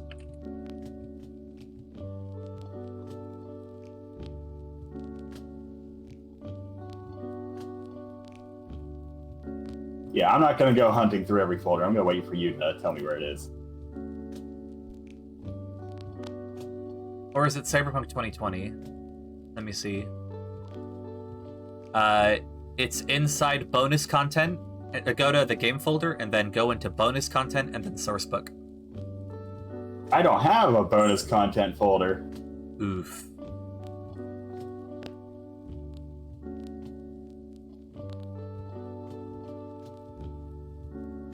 I don't even have bonus content in any, like, the subfolders here. Is the game? Okay.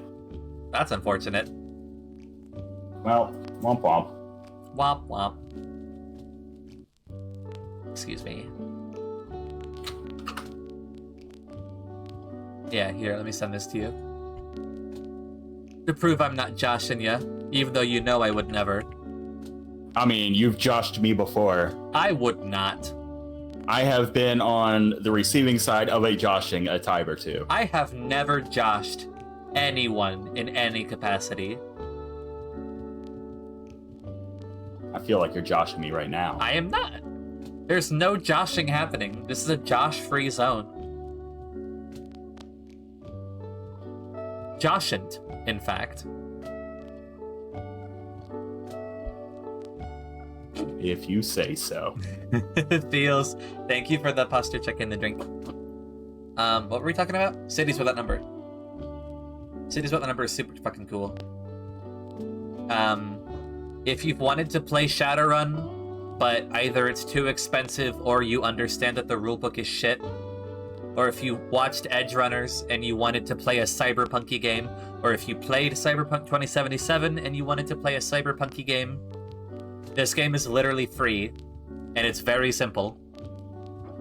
It's a bit more complicated than the other games he's made. Kind of by necessity, I think, because I think inherently, once you get into the cyberpunk genre, things become a bit crunchier. And then you can do what I do and make it even more complicated by telling your players, like, yeah, you can use any class you want from any of the other Kevin Crawford games. Vega's a bit... doesn't think things through a little bit, sometimes.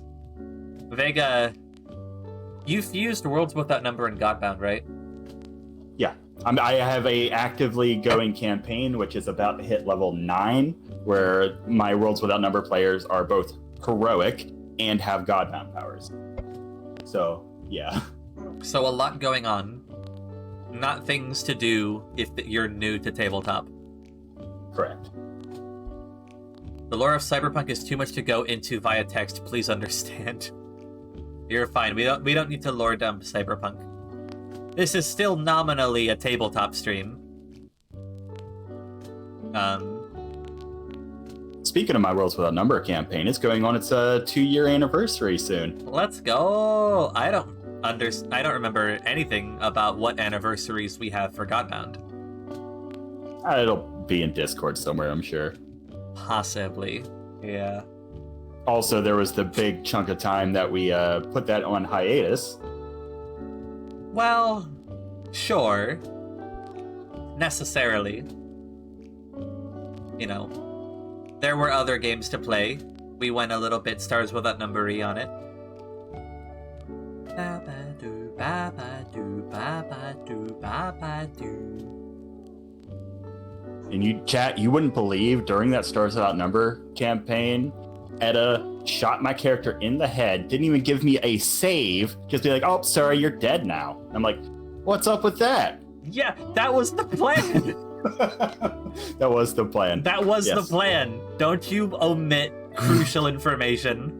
The plan was to kill your wasn't character. vibing with the party, so I created a new character. Yes. Yeah. Fucking, we agreed off session. We were like, Vega didn't think his character was vibing anymore, so they came to me and was like, hey, let's kill my character next session. And I was like, okay. And then the session starts, and I forget that one of the party members can fucking teleport. So they are immediately there to help, and they nearly get out of the building and save Vega's character's life. And so I'm like, you get tragically shot in the head. And then Vega's like, what the fuck, Etta? I can't believe you killed my character. What the? And for like 5 minutes, just let the party believe that this was all my idea. That does sound like me, yes. Because you're a bitch. The Random Forge! Con Kitsune! You could have had them suffer an aneurysm. I could have treated it like Killing Floor. Killing Floor does that to you? Ew. Don't like that. If you disconnect mid-game in Killing Floor 1, it says that you suffered an aneurysm. Alright. Look, it's that kind of game. Just Death Note it, heart attack. Yeah, I should have just introduced the Death Note into my sci-fi game. I mean, I guess there was magic. I mean, an aneurysm would have been just about as sensible as getting shot in the back of the head with no save. They didn't even roll to attack. It was a cutscene.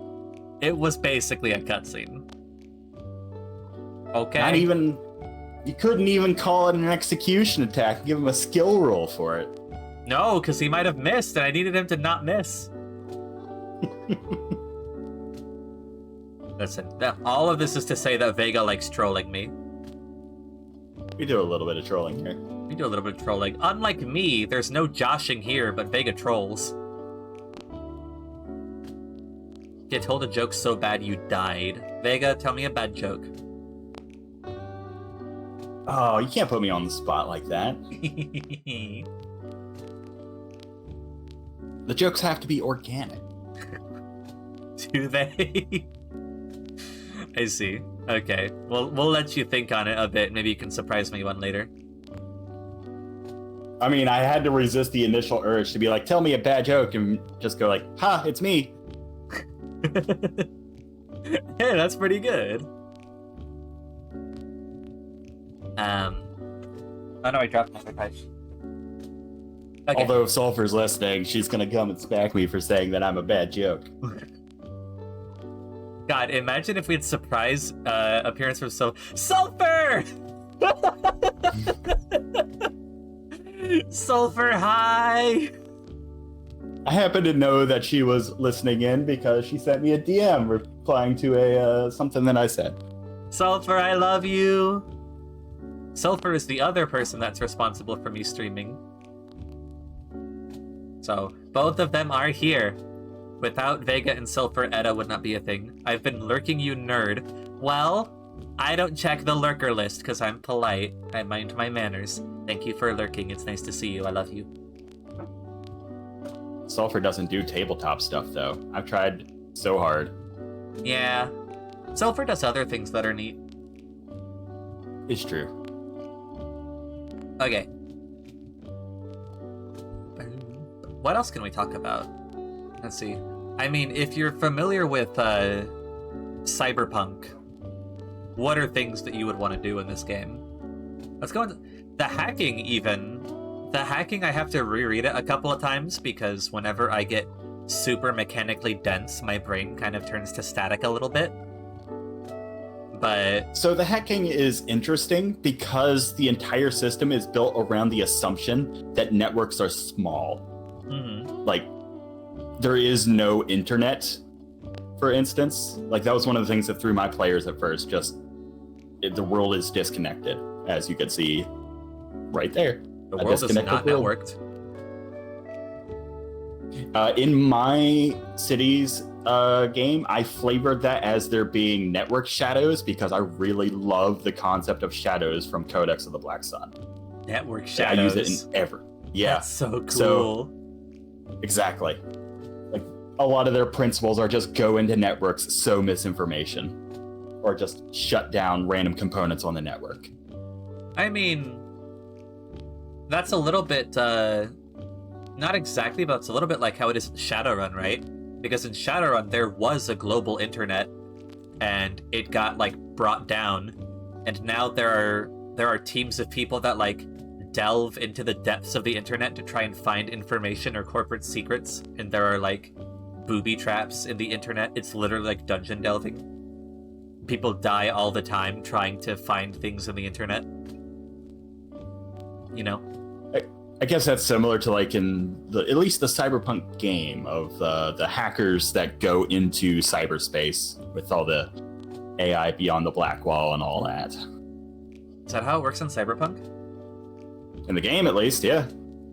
That's super cool.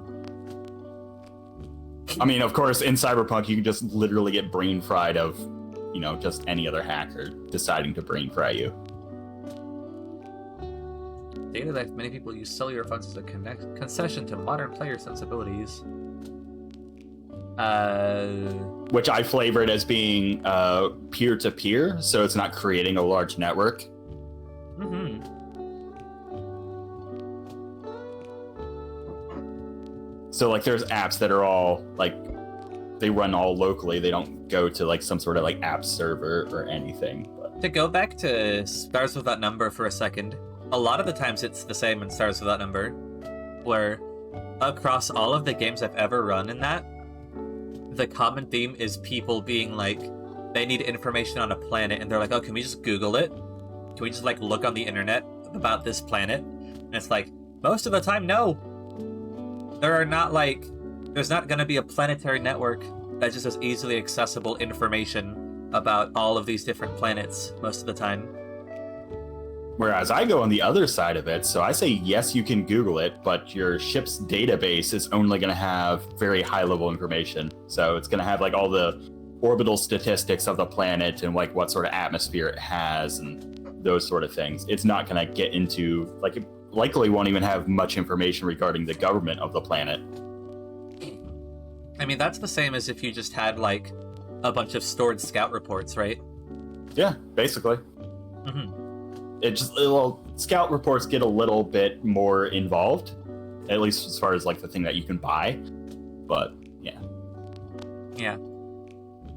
So this is another good alternative if you've ever tried playing these games and you found that the hacking rules are so complicated that nobody bothers, which is how it's always been for me in Shadowrun. No one ever wants to play a Decker because the hacking rules are insanely confusing and complicated.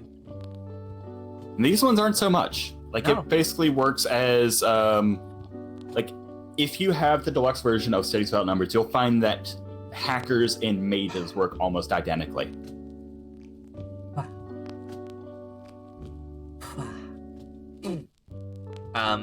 Yeah, like I said, I still have to read through this a couple of times in order to understand it, but that's because my brain is slow when you give me a lot of crunchy information.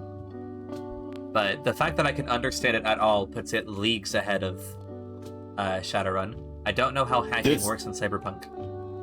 This page that you're on right now is probably one of the most useful pages. So it gives you a step-by-step breakdown of what you can do in a specific situation. Mm-hmm. And I love step-by-step breakdowns. Every single campaign I run, I have a step-by-step breakdown of character creation for my players. It's a good idea. Hi, Lorano. Thank you for the head pat. Excuse me. It's a good idea. Yeah. It's It is better helpful than Shadowrun 100% of the time. Cities. I see. I will say, those of you guys that are hanging out in chat right now, especially those of you that are in my server, if any of you are interested ever in running, like, one-shot games, I could run any of these free games in the server, and we could do character creation and then have a single session to like test out the systems, test out characters that you can make, you know, that kind of thing. Especially if you're newer to tabletop, or if you just want to try out a new system. That would be super neat every once in a while. I keep telling myself that I want to do more tabletop, and I simply don't make the time for it. I love how in Red, the hacker can't sit in the vent and has to go on site. Compliment someone else. Compliments for your guest. No, don't you do it. Vega's super cool. I genuinely really love Vega. Vega is a very sweet and intelligent person, and one of my bestest friends in the world. I always feel very safe and comfortable around Vega.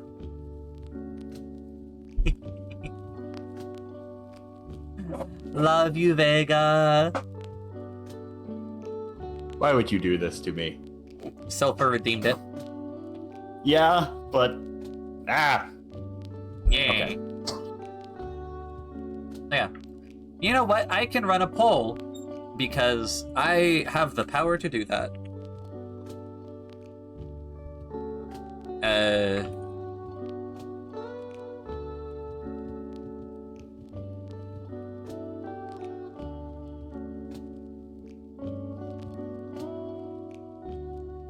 And go. So, I'm running a poll.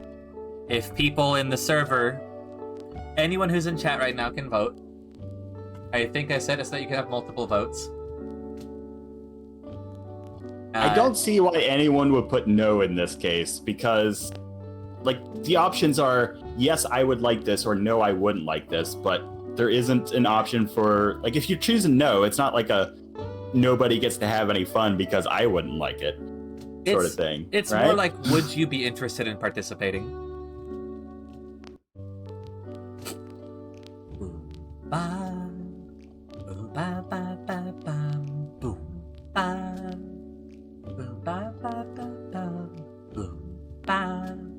I was thinking of making characters today, but I don't know how I would do that, and I don't know how many people would be interested in doing that. I mean, it depends on what sort of character you're wanting to make. Sometimes characters are extremely easy to make because they have a very simple concept and a lot of like the edges or foci or whatever really match the character. Sometimes it takes a lot of work and Red's hacking is basically you go level by level until you hit the bottom floor and can leave a virus that lets you do whatever you want to the net architecture you're desecrating. That sure does sound techie. That sounds pretty cyberpunky.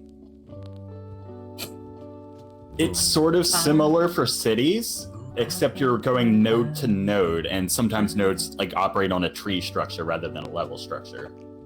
So you can like go from one node to another and be in a dead end rather than the database or the server. It's true. Anyway, I think I'm kind of reaching the end of what I can talk about with regards to these games, because I don't just want to go like section by section in these games, you know? With a single vote for yes. Let's go! Thank you, random citizen. Thank you, citizen!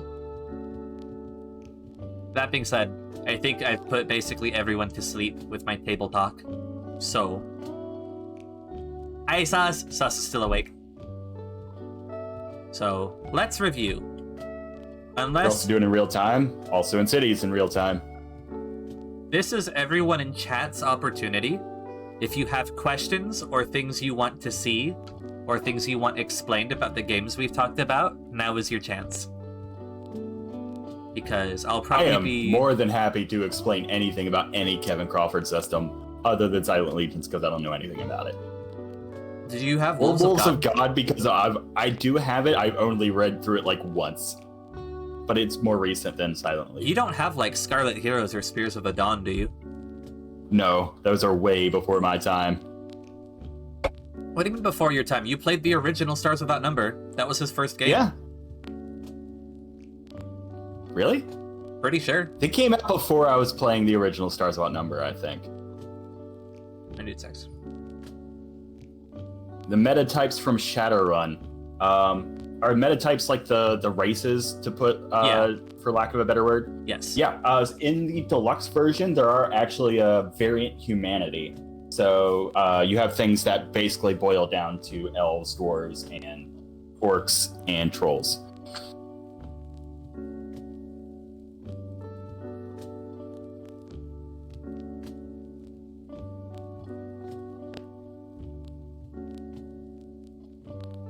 And it functions as the level 1 focus that every character gets. So you have to take the racial focus in order to grab those, which I never really liked. That's like one of my major criticisms of Kevin Crawford's systems is if you want to be a race, you have to spend your level 1 focus on that race, which I fixed by just giving humans a secondary racial focus, and everybody gets to pick one. So does improve power a little, or like boost power a little bit, but I think it is a good change.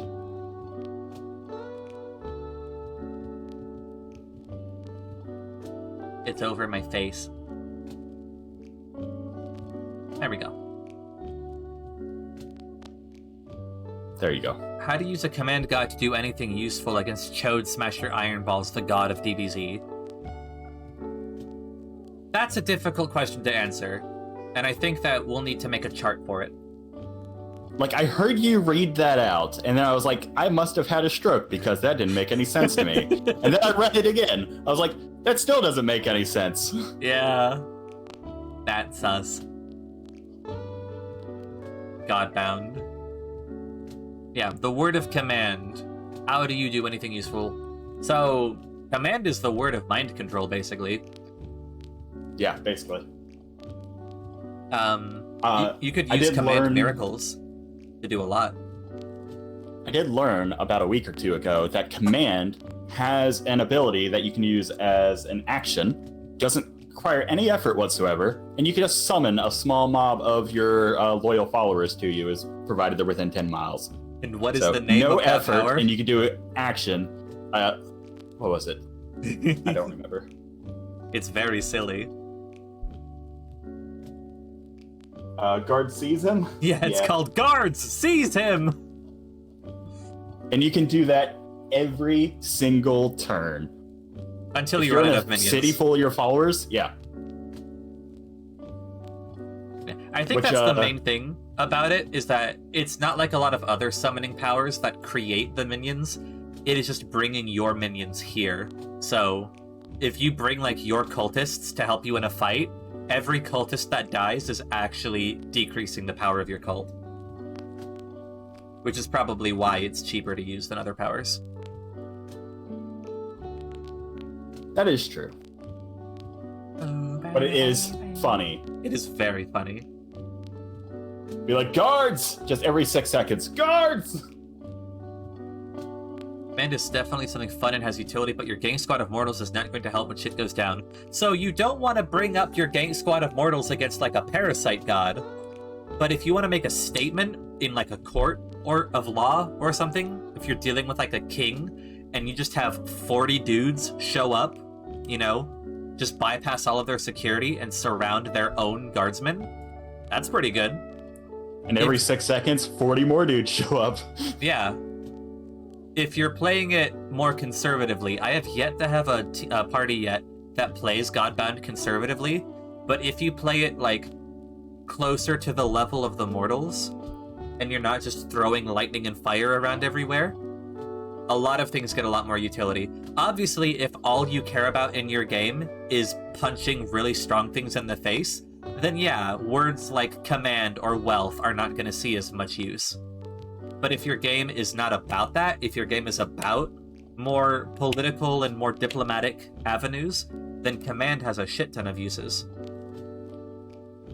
That's one of the things I'm really happy to explore in my Worlds Without Number game, is I have NPC gods that just have random words like that.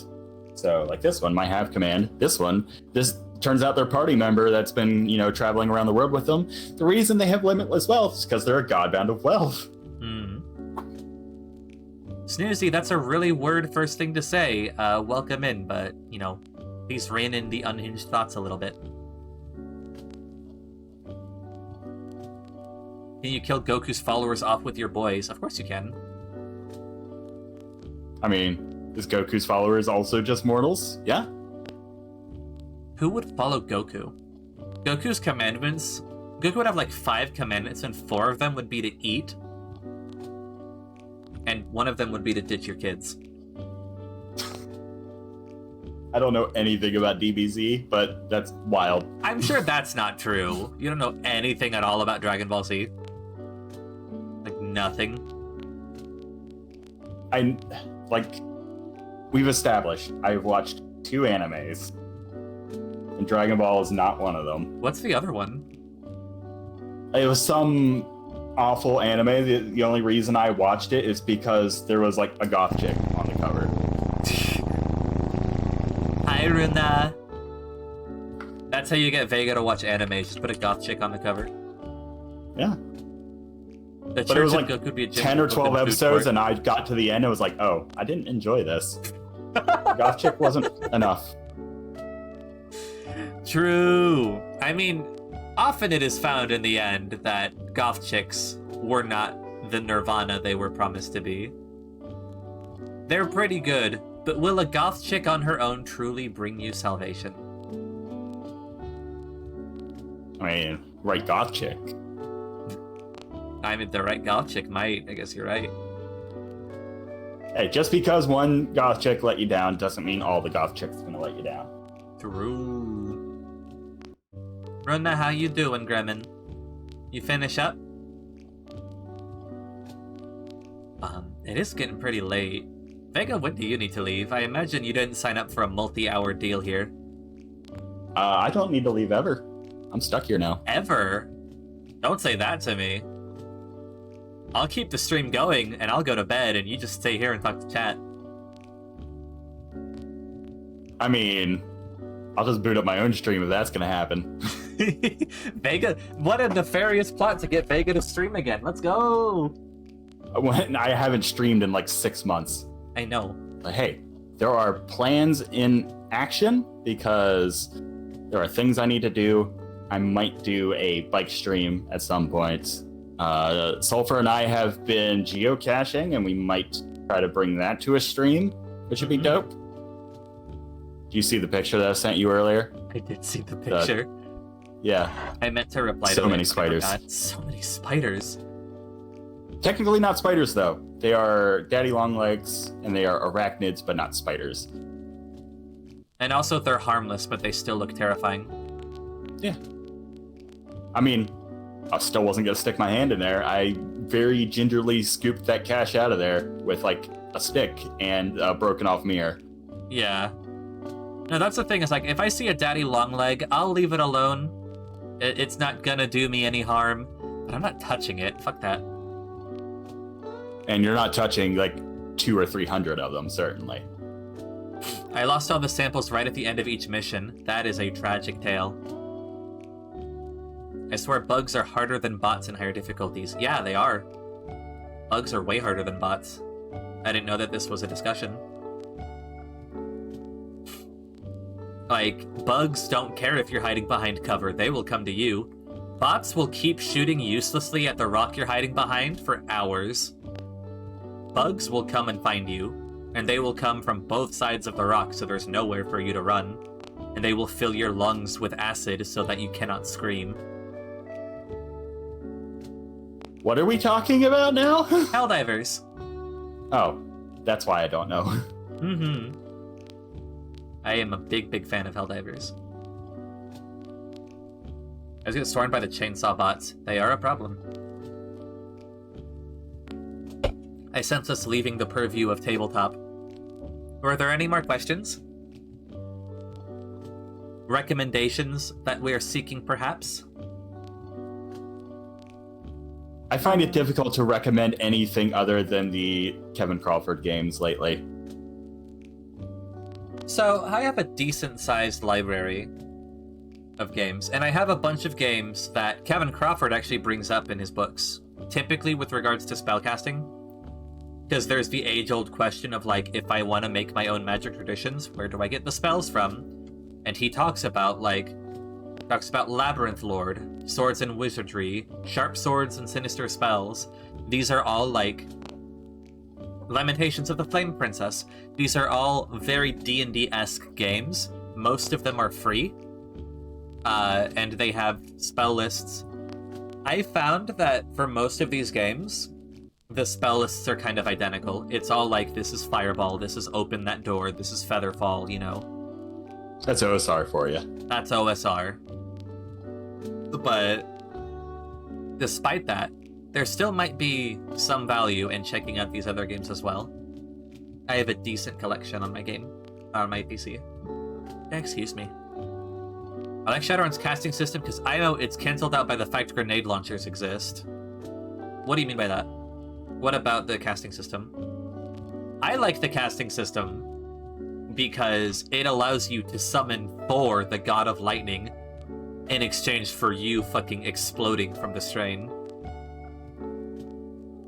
So, I don't remember the nitty-gritty details, Vega, but in Shadowrun, when you summon a spirit, it has a force rating, and the force, I believe, is the number of successes that you need on the roll in order to summon it, and it's somehow contingent on your magic rating, right? And the force of the spirit also relates to how many favors it will do you and all of its stats. Like a Force 5 spirit has all of its stats at 5 dice, right?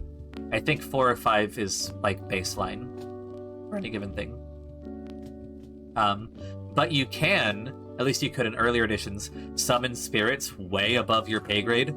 Like, you could summon like a Force 20 spirit that's just like throwing around lightning bolts, gale force winds, and it demolishes an entire city block. But if you don't have the magic to contain it, which you likely won't, you just like spurt blood from your eyes and collapse on the ground. If you don't get lucky with your exploding dice. Yeah. Right, exactly. High risk, high reward. The lack of ranges if a mage sees you, it can cast at you, and the fact that you can die from magic being just that powerful. That's true. There's a lot I love about Shadowrun, thematically and mechanically. It's just that like 80% of the mechanics are either poorly written or confusing or overly complicated for me. And also there's too many dice. Make there fewer dice.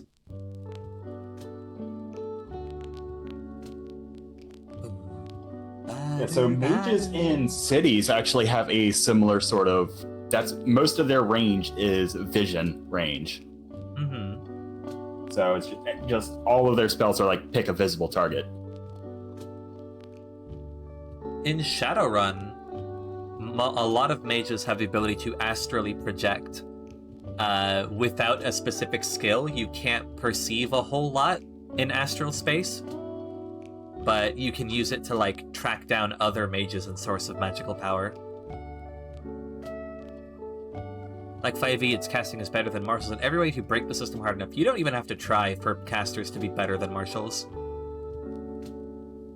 Like that, it's an unfortunate fact of D&D that's existed since 1st edition, that spellcasters are just better than martial characters at high levels. There's like a vast gulf where it's like, yeah, a 20th level fighter has a powerful sword and can attack 4 times a round. An epic level spellcaster in 3.5 can just make the nearby volcano erupt. There's an epic level spell in 3.5 called Create Volcano. Like, it does make sense from like a narrative standpoint why you would have your sorcerer who can cast Wish and literally reshape reality be stronger than the guy who's swinging a sword 4 times per round. But that doesn't make for compelling tabletop fun. Mm-hmm. But one by I've blend Alder Sir Lockadin Carabas bulk if I ever DM Icy. You should just play Kevin Crawford's games, because one of Kevin Crawford's core principles is that every character should be good at the thing that they are good at. So, for the most part, spells and psychic powers in Kevin Crawford games are very limited in the damage they can do. Less so if you're playing like Worlds Without Number, where magic is a bit more ubiquitous. But like there's like I think 3 or 4 psychic powers total in Stars Without Number that do damage. And you have very few resources. It's not like in D&D where you have like 20 spell slots and you can cast higher and higher levels of Lightning Bolt. It'll be like, yeah, you can cast this spell that makes someone explode into tumors, but you can only cast it once per person. Or like in the space magic, the War Mage, yeah, you can fire down a hail of, bullets on a location and it's really strong, but you can do that twice a day. You're not meant to out-damage the warrior because the warrior's whole thing is damage. So if you can do damage better than the warrior, why do you have a warrior? What your mages should be good at is random and thoughtful utility. Yeah. They should be effective wild cards that can get around problems that are a bit more unorthodox than the skill monkey or the punch it machine. And then the AI is kind of the same way. The AI is paid material, so I won't get too much into it, but the AI is a lot like an electronic psychic. A paladin is a better fighter because he can spam smites and do the damage of a level 20 fighter at level 6 unless your DM is assertive enough to not allow long rests every session. So that's a little bit shakier, because a fighter will eventually get like twice the attacks of a paladin, and especially in 5e there are subclasses that a little bit mitigate like how much damage they can do. Especially, I think it's called the Battle Master gets different like maneuvers they can do that a paladin won't. But yeah, exactly. A paladin does also run out of spells. A paladin's smite is very powerful, but they only have so many of them. And especially if they crit. Like a lot of paladins I've known will just save their smites for crits. Mm-hmm. Also, as a partial caster, paladins don't have that many spell slots. So if you get into a huge encounter and you're spending all of your spell slots on smites, you're not going to have any other spells, which you're not going to have any healing, for example. Hi, Umfi. Thank you for the head pat. I have known one GM that says that you have to declare a smite before your attack roll, which I don't like that rule at all, but it does counter the whole I crit, therefore I smite thing. Did I tell you about... I had a friend who, reading the rules as written, figured out that you can combine... They played, or they made a character that was a Paladin Warlock multiclass. And they were able to combine Eldritch Smite and Holy Smite to deal a D8 plus 3D8 plus 3D6 plus whatever attribute modifier on a single attack. Because rules as written, there's nothing preventing you from combining those. It's just like, Paladin can add it to a successful attack, Warlock can add it to a successful attack. Yeah. There's people out there that their entire hobby is creating interesting combinations of classes. Mm-hmm. I got some. But they're also the same sort of people that do like the peasant railgun nonsense, being like, well, technically, rules as written, all of these held actions go off at the same time. It's like, yeah, okay. We talked about that another day. The peasant in the front with his held action going off, like, yeah, it might have traveled a mile just now, but it still does a d4 of damage because it's an improvised weapon. You're not clever. The ladder railgun. Sus, what's your beef with the holy classes? Palilok broke as fuck. Alex, Konkon Kitsune. That got patched out in errata, did it? Okay. I'm not familiar with this. Also, I don't like 5e very much, so I have not delved deep into the mechanics of 5e. I've played a lot of 5e, but having played a lot of 5e, I find myself interested by other games more. Quick, lightning round. What's your favorite class, subclass combination in 5e? My favorite class is the Warlock. My favorite subclass is probably Warlock of the Chain. And I always go either Fiend or Arcfey for my patron. We are similar. My favorite class is Warlock. My favorite patron is Celestial. Mm-hmm. And my favorite subclass is Pact of the Tome. Excuse me. You like your cantrips, huh?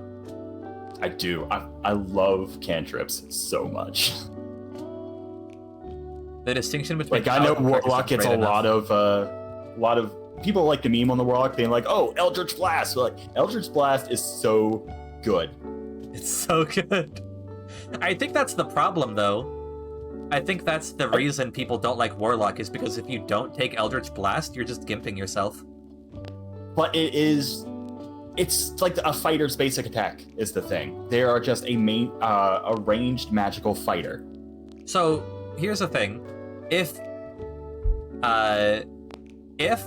Eldritch Blast were like a class feature, it was like, you are a Warlock, you can cast Eldritch Blast, I think that might be different. But because it is just a cantrip that only the Warlock can take, and it's presented as an option that isn't really an option because it's just objectively the best choice, it's like every Warlock just gets Eldritch Blast. You know? Because if you don't, you built your Warlock wrong. I like where your head's at on that. Mm-hmm. Warlock is a narrative-focused class. Everyone be jealous of our short rest recharges on our spells. I don't know. I like playing as Warlock a lot, and I do love the narrative of being a Warlock. The short rest recharges are like the main reason that I prefer Celestial Patron, because now you're a cleric that can get your healing spells back on a short rest. That's fucked up. Sus. Explain yourself with regards to Paladin and Cleric. I think I know where you're going with this, and I'm pretty sure that Pathfinder fixes that issue. Have I explained how Paladins work in Pathfinder to you, Vega? I don't believe so, because I'm completely unaware of any differences they might have. So, in Pathfinder, or at least Pathfinder 2e, which is the only type I'll talk about because it's the better version. Sorry, everyone. There is no Paladin class. Paladin is like a subclass. The class is called Champion, and a champion gains power not necessarily from a holy source. They gain power from like a cause that they follow, and like vows that they take, and code that they obey. And your subclass is dependent on your alignment. And a lawful good champion is called a paladin. Let me go look them all up, actually. It does seem to be basically the same thing. Like 5e has like Oathbreakers and such, but it's like starting from a different point, but eventually coming around to the same thing. Right. I mean, in 5e, an Oathbreaker is just a paladin that has broken their vows, and now they are evil because Wizards of the Coast has very tiny brains that can't imagine different ways to be not good. Let's see. I'm going to that website I gave y'all earlier. God, I need to make the window bigger. Oh. Okay. Champion details.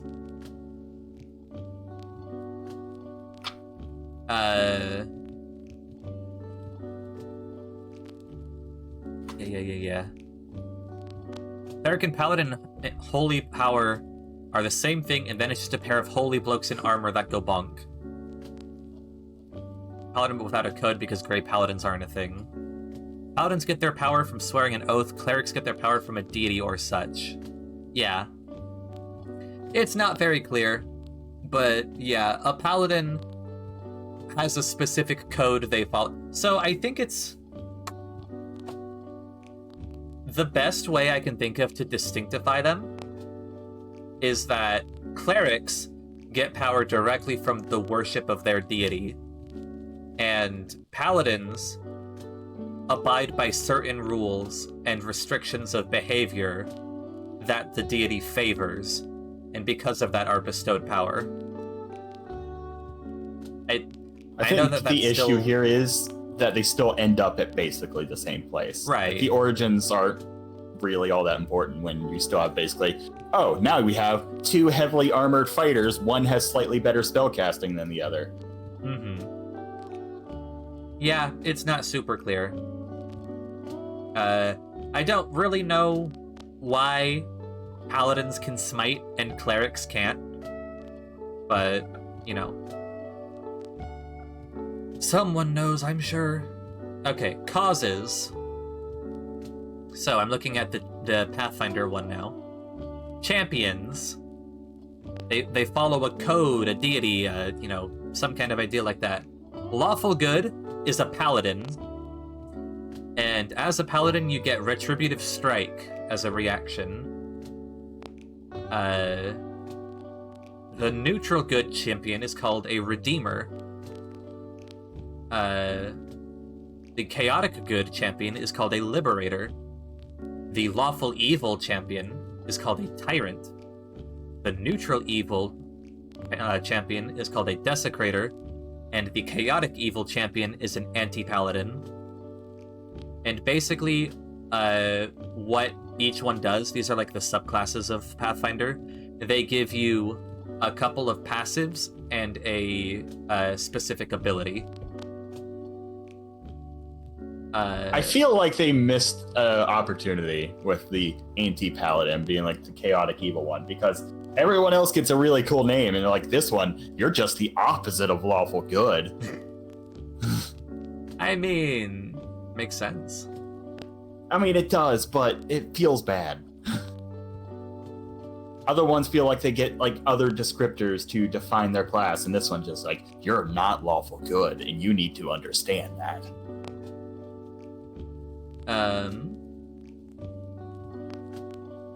This is a very chaotic evil power that you get for the anti-paladin too.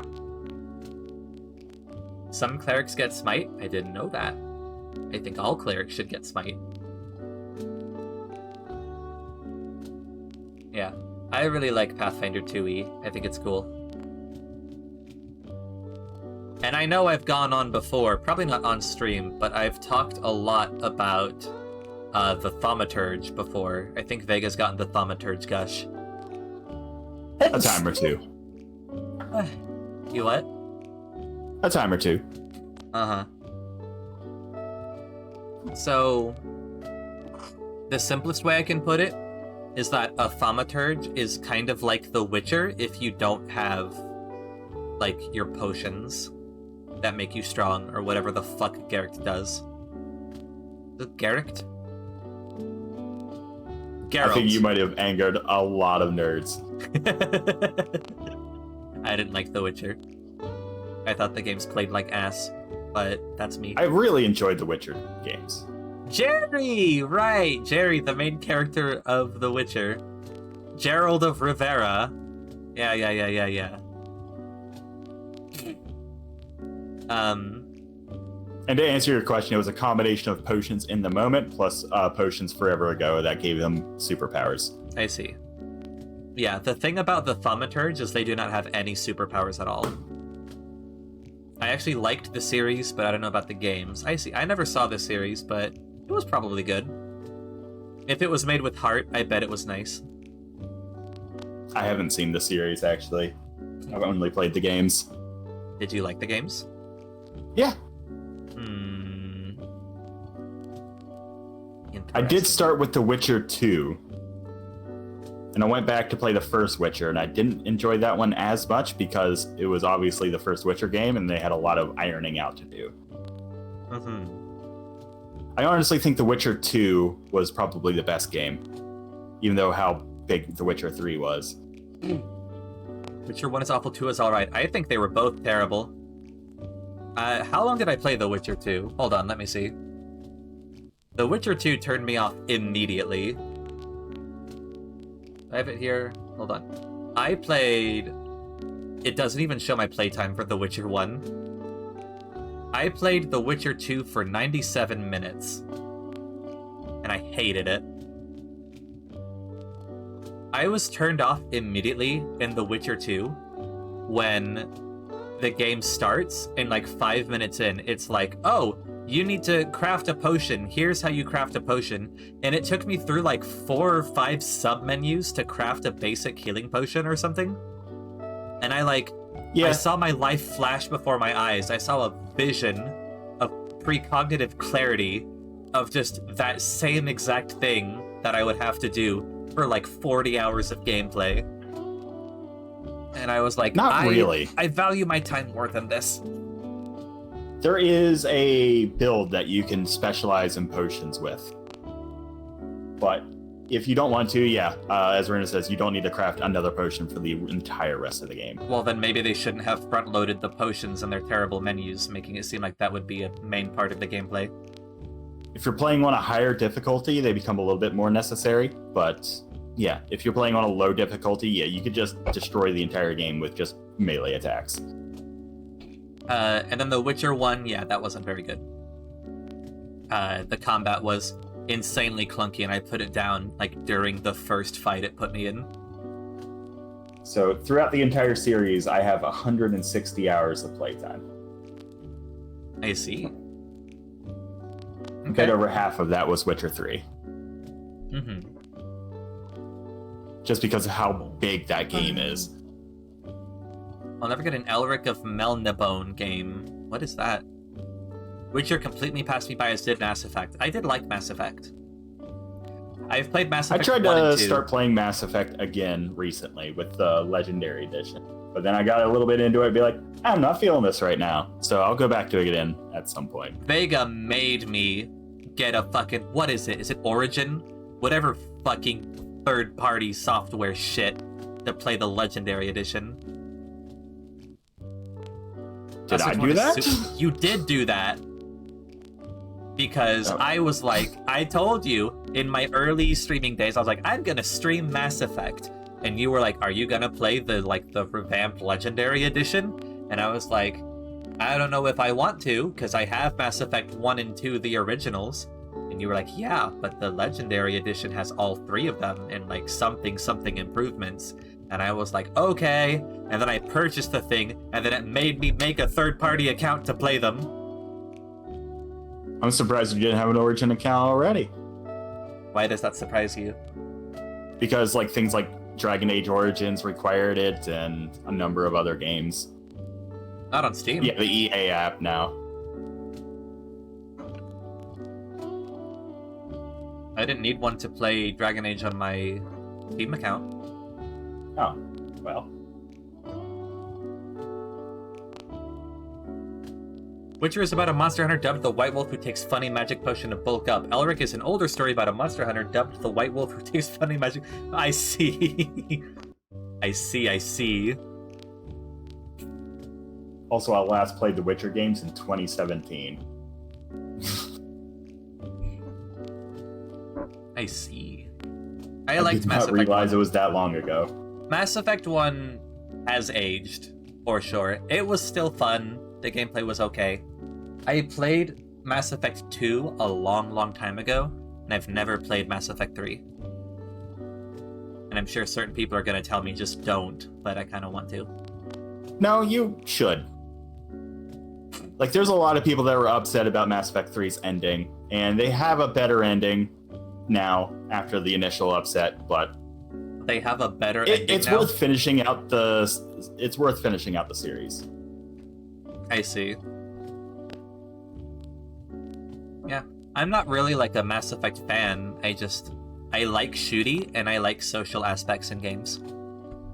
So I did enjoy the Mass Effect 3 multiplayer when it was a thing. Oh yeah? Yeah. It was just basically, typical have your class get plopped down in an area, fight off the hordes that are coming for you. Mm-hmm. But I did enjoy it. Because I played a class that was basically capable of soloing it on the hardest difficulties.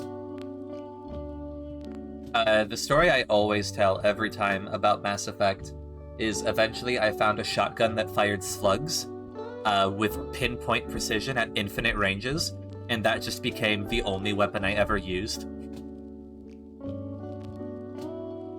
I don't remember that at all. Mm-hmm. There's like 5 different shotguns that you can get in the game of varying levels of power. Like shotgun 1 has 5 levels, shotgun 2 has 5 levels, and one of them is a shotgun that shoots slugs, and I just got the highest power of that shotgun and never used another gun because it was just so fucking powerful. Witcher is really about Geralt getting stuck in a cycle of sucking royal dongles for favors and getting fucked in the ass in return, with some fantasy elements here and there. That sounds accurate. I know the big meme about The Witcher, well, one of the big memes, about like, it was referenced during the Monster Hunter collab, where, Geralt shows up and is like, you've got a monster. I can take care of that monster. I'm a witcher. It'll cost you. Like, expecting everyone to, like, shun him, and they're just like, great! I mean, we've already got some hunters taking care of it, but you can go give him a hand. And he's like, what? Very good. I mean, that is basically how the entire series plays out. like occasionally you'll get a person like in the streets just talking shit randomly, like the sort of there's a term for it, like random side street dialogue which you don't really ever interact with, being like, oh, you're a witcher, you suck, or something similar like that. But anybody you actually interact with is like, oh yeah, I need your help. Mm-hmm. Background chatter, yes. Yeah. Monster Hunter Witcher crossover is funny as heck. It's so fucking funny. Also, the Leshen is a really cool monster. Can we agree on that? Can we agree that the Leshen is really cool? I really hated fighting it in Monster Hunter. It was really unique, and I appreciate it for its uniqueness in that series, but I really hated fighting it. Mm-hmm. The Ancient Leshen I heard was terrible, but I really liked the regular Leshen fight. Yeah. The Ancient one, I think, is the reason I really hated fighting it. Mm-hmm. Yeah. I don't remember a lot about it, just that I hated it so much. I didn't really feel the need to do the Leshen fight more than a couple times. Also... When are we playing Monster Hunter again? When are we playing Monster Hunter again? Yeah. I don't know. When do you want to play Monster Hunter? Good question. Who knows? Could happen at any time. I'm gonna be playing Monster Hunter at some point with CC. Let's go 4-player lobbies. It's true. Make it happen. What's the Witcher Leshy like? It's called the Leshen. It's a big bipedal plant monster. Yeah, it also controls crows. I think the really cool thing about the fight with the Leshen is that you can find a Puke that's trapped by its roots, and if you free the Puke, then it helps you kill the Leshen. It's so rad. Mrs. Suck, hello, Except the Ancient welcome Leshen in. is just really strong and will destroy the Puke. Or Puke. More like Pookie. If you wanted to watch the fight, you could probably Google like Monster Hunter World Ancient Leshen and get a feel for it in like 30 seconds. Yeah, it's a very successfully unnerving fight, especially if you've played a lot of Monster Hunter, because it just looks like a really tall person that you're fighting. I mean, like, you're used to fighting like giant wyverns and dragons and things a lot bigger than you. But the fact that it's bipedal is extra. Although, few people know this. There's a lot of bipedal things in Monster Hunter. Oh? Ms. Suck? Yeah. Do you and Suf know each other? It looks like we do.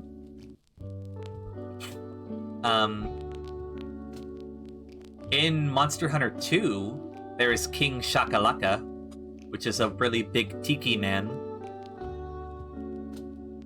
So I found It's been so long since I played Dose. Dose. Monster Hunter Dose is what it was called. Is that true? Yes. It wasn't just called 2? It was called Monster Hunter Dose. That's so funny. I mean, Monster Hunter 3 wasn't called 3, it was called Try. Right. I do know that. And then 4 was just called 4. Because they had no heart. Well, it's because, they went through Dose Try, and of course, to, be weird and not continue with the trend, they called it 4. Monster Hunter is such a weird series on, like, every single level.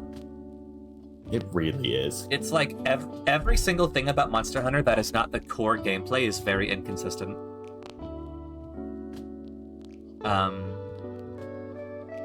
Yeah. And as somebody who's been playing Monster Hunter since the original game, at least all like the mainline series, not like any of the PSP games or Frontier or any like that, I really appreciate the modern games. Yes.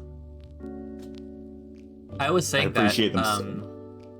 with the other day, I was talking about like I really love the old games, but now that I have World and Rise, it's really, really hard to go back to them. It's nice to go back to them just to see the roots, Mm-hmm. Be like, hey, here's this bow gun. It's not a light bow gun. It's not a heavy bow gun. It's just a bow gun. And all the ammo for it, well, that's just in your normal inventory. Congratulations. Yeah. You don't get to pick up anything ever because you need that for your ammo. Yeah, you need half of your inventory space for your bullets. Also, your bullets require crafting, so now you have to go out and gather for all your ammo, and then come back, and now you can actually use your bow gun.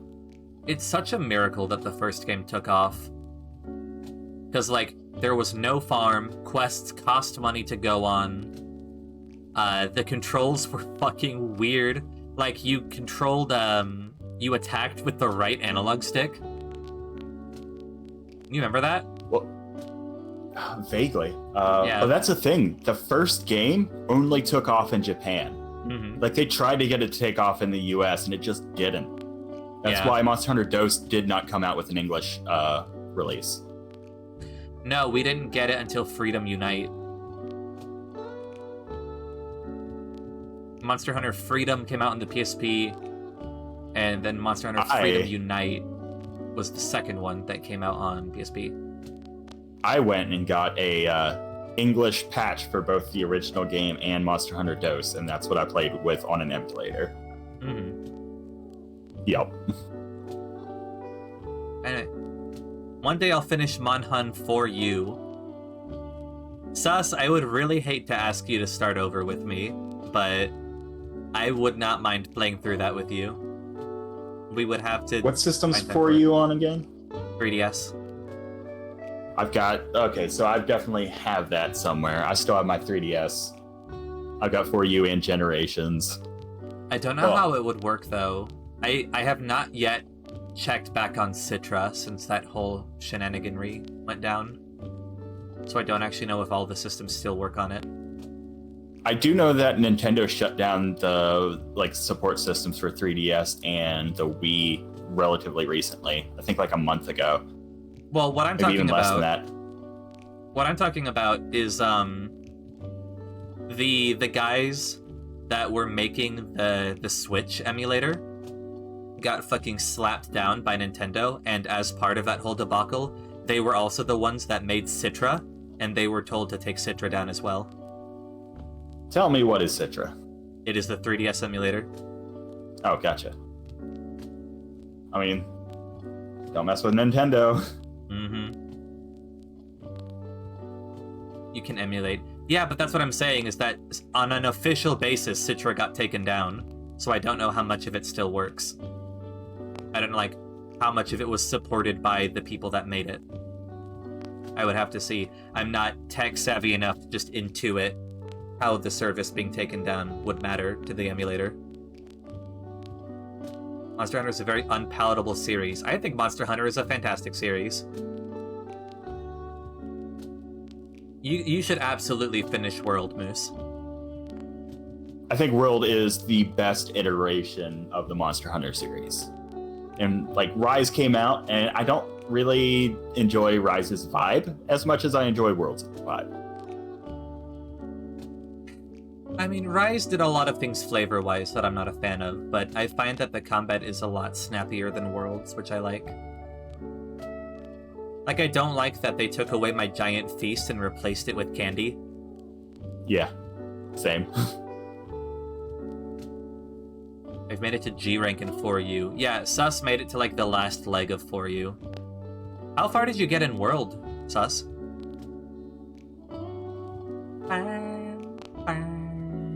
I always tend to fall off the wagon in every single Monster Hunter game, right between high rank and G rank.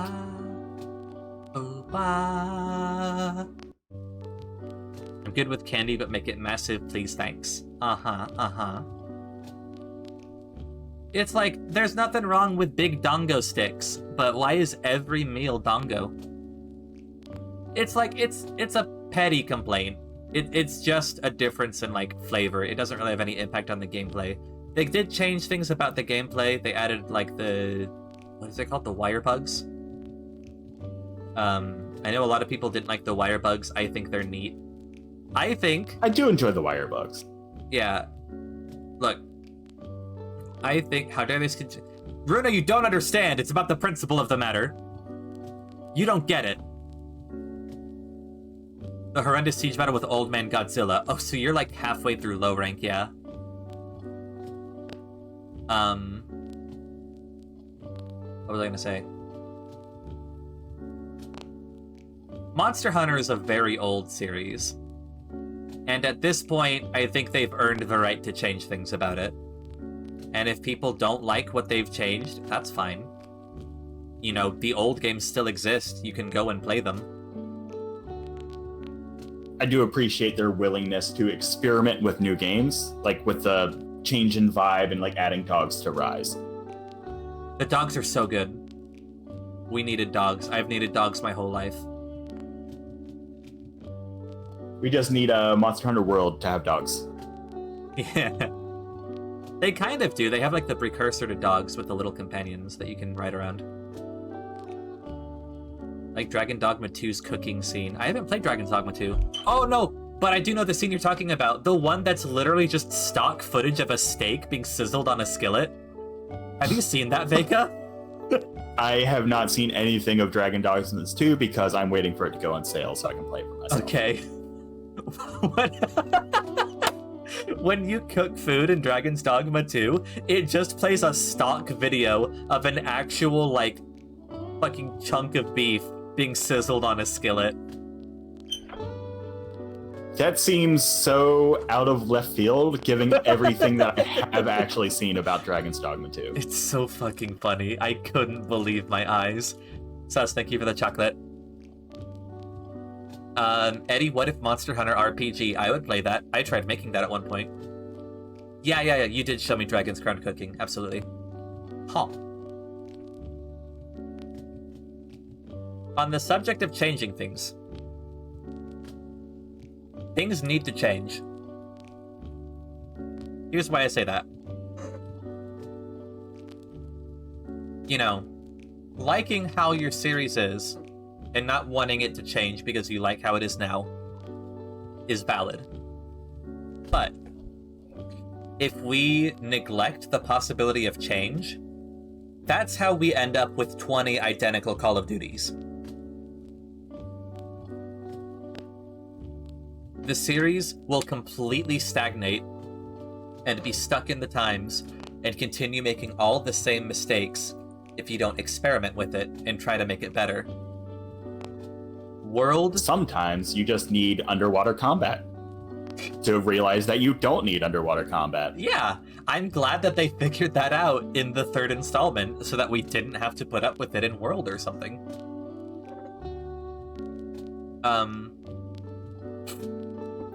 You need things to change about your series, because if you just keep it the same for the entire franchise, that means it hasn't really improved.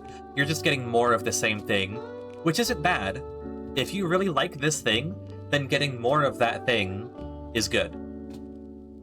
But there's nothing wrong with trying to innovate and experimenting, and if you fuck it up, that's fine.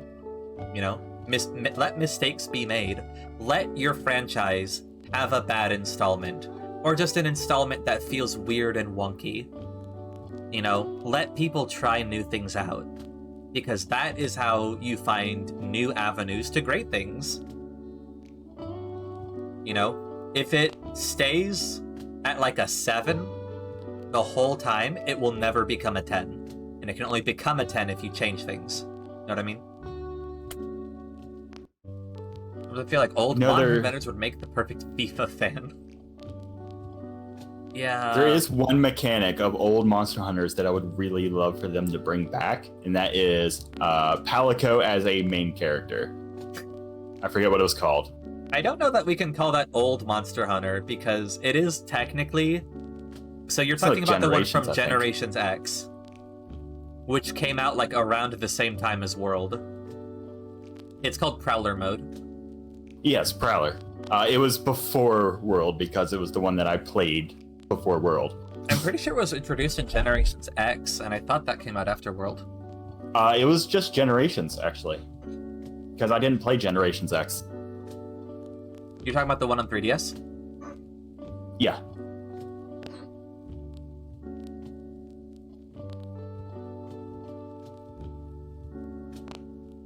Prowler mode.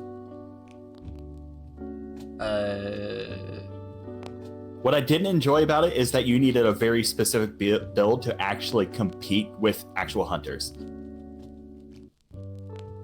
Which, it was never actually intended to compete with actual hunters in the first place. You were meant to just do, like, simple, small monsters with it, and a poison build let you do it. So it was an unintended thing that I wish they would make an intended thing. Because the Prowler mode was very fun. I mean, technically, Runa, the Japanese name of the game was Monster Hunter Cross. And I think Generations Ultimate was called Double Cross. It was literally like Monster Hunter XX. Yeah, I didn't play Double Cross because that was the first game that Mr. Rocket Boy featured. And I didn't get to experience him until he came into Monster Hunter Rise. I see. Sulfira Fira, hello! Marcus Negocia, welcome in. Hug your dogs, welcome in. Hello, hello, Red Panda Raid. Welcome in, how are you doing? Raiders, for those who don't know me, I'm Chromatic Edda. I am a fuck spirit with big feelings, plays everything cute and cool and full of heart. And we have been talking about tabletop, and then in the last like half hour, we've started talking about video games. Sin VT, hello, welcome in, how are you? Sulfira, hi. Thank you so much for bringing all of your wonderful people here. If you need to go take care of yourself, please stretch, get food, take a nap if you need to. And then if you'd like to chat or lurk, you're more than welcome. How are you? What were you doing? Hold on, I need to get you a shout out. Also, Hugs, I saw that redeem. Hold on. Hugs, do you want me to head pat you or Sulfira? Just chatting. What were you chatting about? Wonderful celestial red panda. I'll be heading up to bed. Thank you. Please have a wonderful stream. Thank you so much. Thank you for coming. Wants me to head pat Fira. Okay. Hold on. Fira, I have to head pat you because Hugs paid for it. She did yoga today. Let's go. Okay. So Fira, hi. Pat, pat, pat, pat, pat, pat. Hello, hello. Scritchy, scritchy, scritchy. You get behind the ears. You scratch the chin. There you go. There you go. Pat, pat, pat, pat. You did great. I hear you did yoga. That's rough. I hope you had a good time. I hope you're feeling looser and relaxed. Please have a wonderful night. Ba, ba, ba, ba. Okay. Let's go. Alright. Also, I'm here with Vega, who's a wonderful person. Hey, me. Also, technically, we weren't off topic because you can play Monster Hunter games on your PC if you set it on a tabletop. Shut up. Feels, thank you for the drink imposter check. Everyone check out Sulfira. Also, Hugs, how are you doing? What is that badge you've got, my guy? OWL All Access Pass 2018. I see. I've not seen that before. Don't look at that, it's my shame. I see you, Hugs. You know what you could do? You could replace that mark of shame with a lovely paw print if you subscribe. If you become a fox paw, you know? Just be like, gowl. You know what I'm saying? It's like a red flag I wear so people know to shun me. I would never shun you. You have an S tier name. You guys know that Hug Your Dogs is one of the few S tiers that exists? I didn't even get an S tier. It's true, I because got your like an name A is minus. and you are welcome for that A minus. Okay, ready for the gowl? At one point it was an A, and I got demoted to an A minus when I did it a second time. That's because you've given me lip since the first time. Gowl. Gowl. Gowl. Hee. You are required to hug dogs. It's true. She's scary. I'm not scary. Eddie hates my name. Your name doesn't rank super high. I mean, it's indicative, but you gotta clean up that underscore, my guy. Yeah, just get rid of the underscore. That's all you gotta do. What are we talking about? Monster Hunter. Monster Hunter. Yeah. And then Prowler you got mode. raided.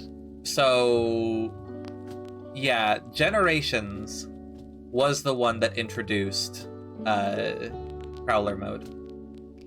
That being the case, it does have the gameplay of old Monster Hunter games, but I don't know that I can really call it an old Monster Hunter game because it came out like within a year or two of World. What year did it come out? Since you have it Googled already. 2015. That was 9 years ago.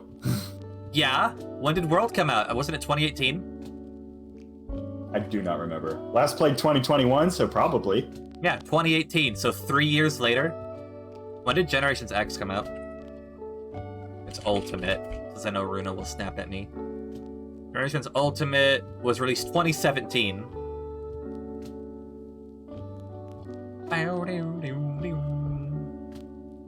Hugs, are you having a good day? I hope you had a good time. I hope everyone enjoyed their time with Sophira. Eddie, Tabletop Simulator, Eldritch Horror. We could play Tabletop Simulator. Vega, you have Tabletop Simulator, right?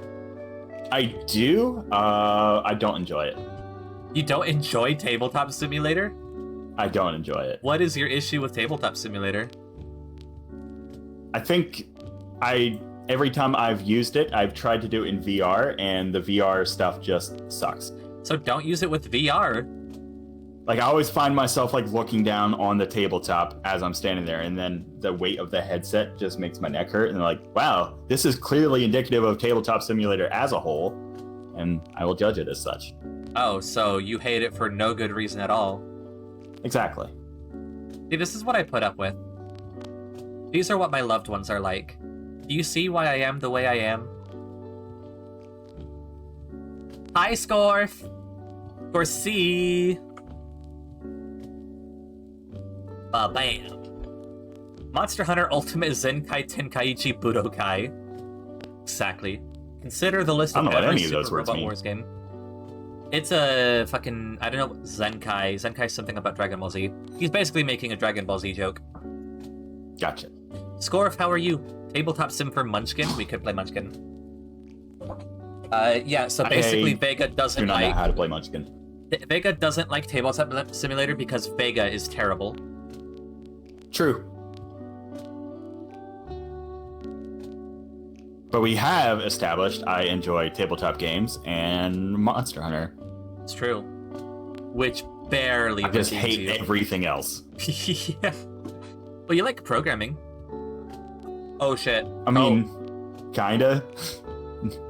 I started I'm good at downloading it. Tabletop Sim, and my computer didn't like that. Why is that maxing out my CPU? Steam, what are you doing? Why does it take 30% of my CPU to download this game, Steam? Do you need help? What would you like to help with, Soph?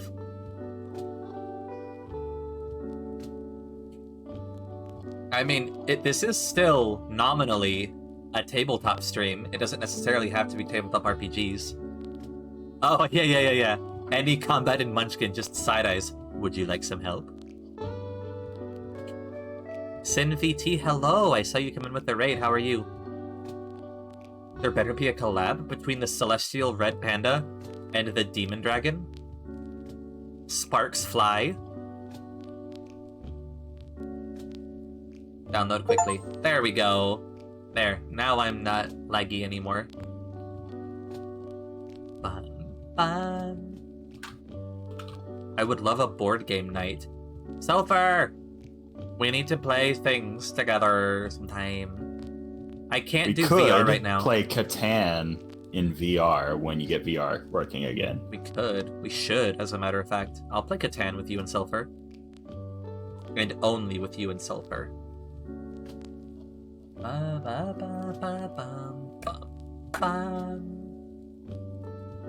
Oh, that reminds me, you can actually play Catan in a Discord activity now.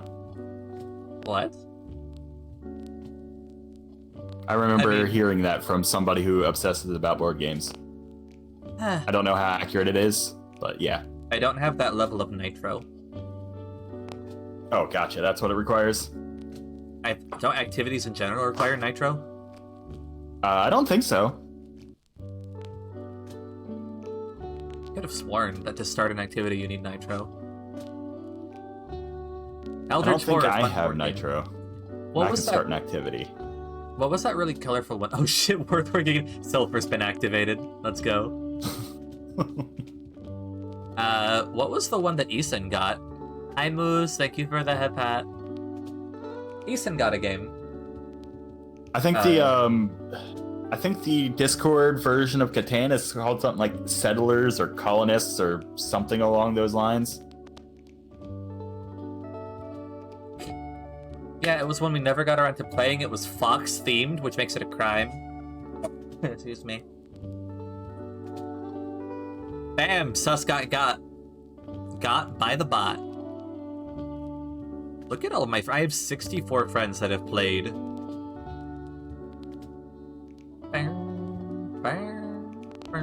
That's because the dice hate me when I'm playing Catan. Uh-huh, excuses.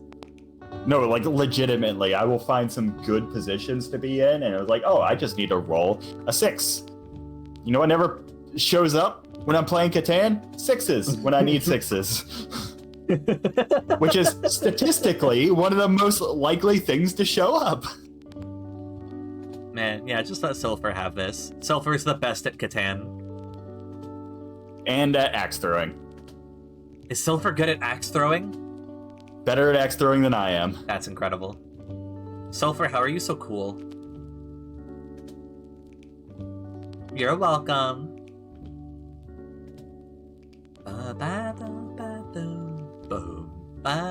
So I saw some phantom interest in the chat about Tabletop Sim. Were we just talking about Tabletop Sim to talk about it, or do you guys actually want to play a game? House on the Hill? I fucking love Betrayal at House on the Hill. I don't enjoy deception games. I love that. It's not a deception game. I might be thinking of a different game. You probably are. Betrayal at House on the Hill is a game where everyone starts on the same team. And then, as you play longer and longer, eventually, based on, like, the current setup, when the triggering moment happens, one or more people become, like, the villains. And they have a win condition, and the people still exploring have a win condition. Fuck House on the Hill. Sus, you're just mad because you kept getting unlucky. Sus got the villain a couple of times, and the dice fucked him over. He had, like, a perfect like what setup. happens when you with Catan. He had a perfect setup to win the game, and it just didn't happen. Like, he completely whiffed 3 turns and let the players escape.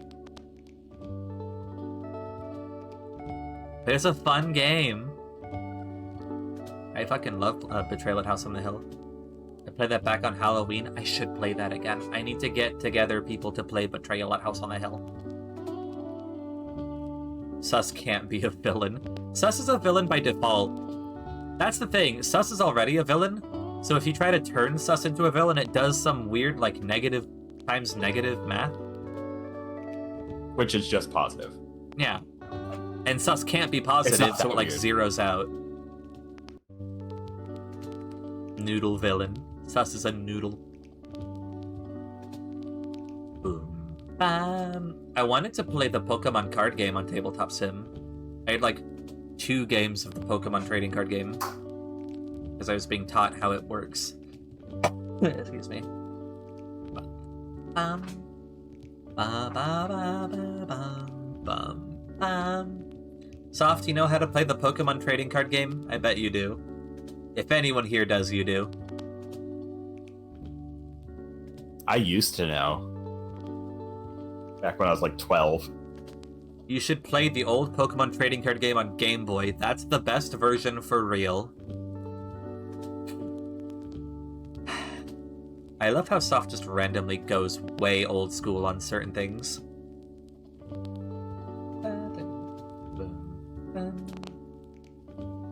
So, I've mostly exhausted my tabletop discussion for the day. What would y'all like to do? We have tabletop Sams. We have... I'm very young.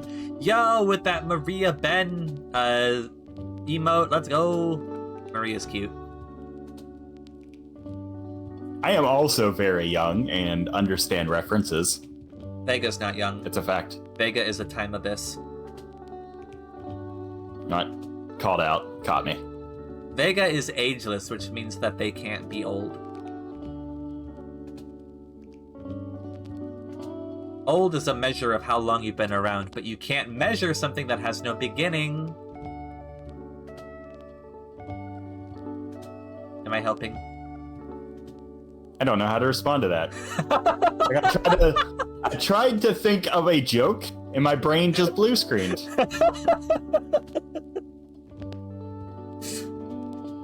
Let's go. There's a bunch of board gaming I'd like to subject you to. Explain yourself, wizard.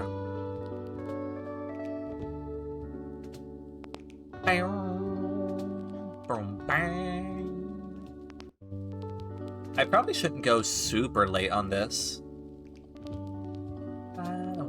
Technically speaking, I went for like 2.5 hours earlier.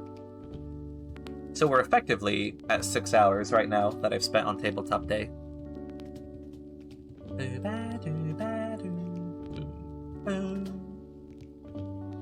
You chilling out, Moose?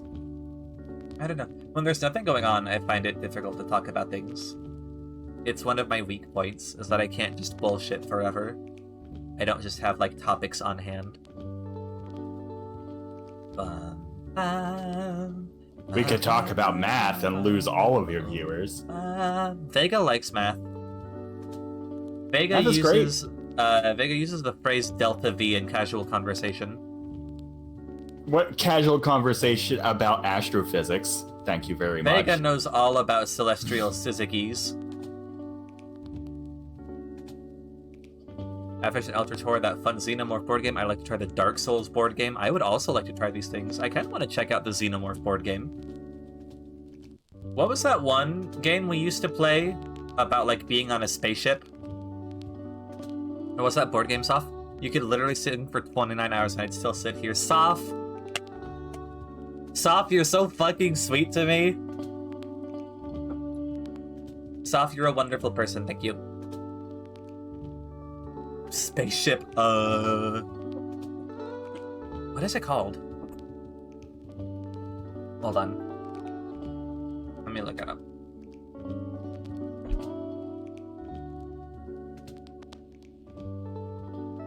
Board game about surviving on a spaceship.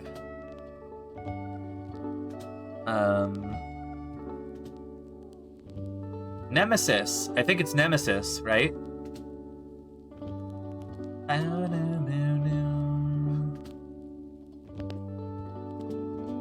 Yes. I liked Nemesis.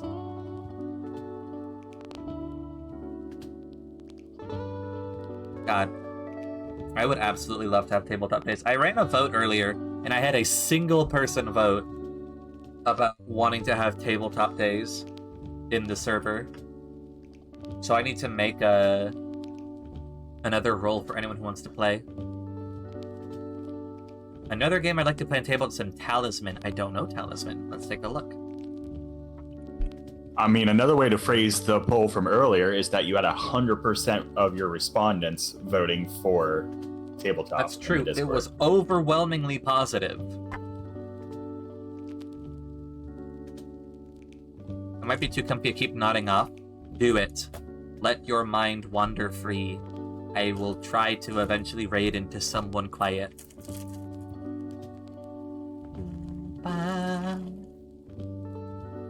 Let's see. Talisman, the Magical Quest game. Is this it? Produced by Games Workshop. That's an unfortunate beginning. Games Workshop not known for treating their IPs well. The game was first released in 1983 and went through 3 revisions.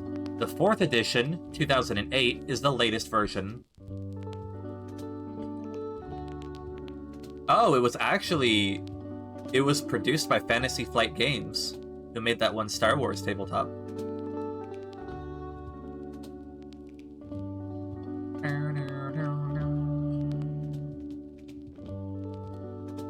The game's original objective was to become prefect of a boys' school, changing the theme to fantasy and naming the game Talisman. The primary objective of the game is to reach the Crown of Command at the center of the board. The game contains 3 regions, outer, middle, and inner. Players start in the outer region and try to progress to the inner region through the Valley of Fire and claim the Crown of Command. The game's name, Talisman, refers to the rule that only characters possessing a talisman card may enter the Valley of Fire.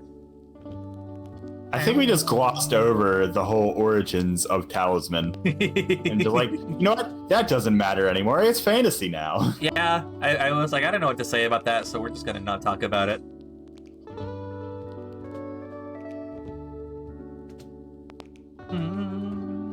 And let me make sure I got it right. The goal was to become prefect of a boys' school. Uh-huh. And that's all the information it gave? Yep. Absolutely nothing. Okay, yeah. There is no, like, causal chain for how it went from prefect at a boys' school to fantasy talisman. Correct. Wild. That's really funny. You play Risk 2099. Is that different from normal Risk, which I also don't know how to play?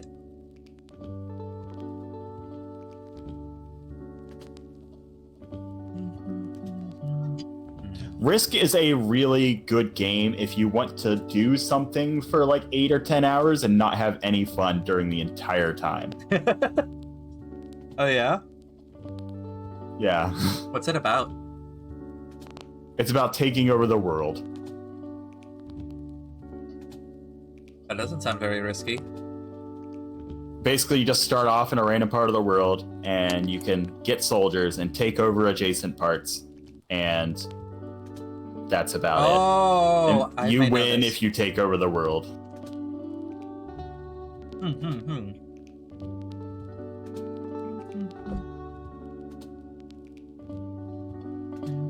Yeah, if you're being super strategic about Risk, yeah, it can take 2 months.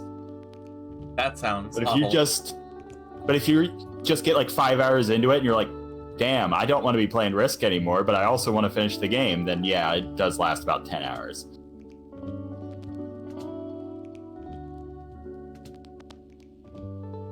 It can be significantly shorter, but this sounds like the in-person version of Civilization. Yeah, basically. Which I don't like. If you took Civilization and got rid of all of the city management, then yes, that's Risk.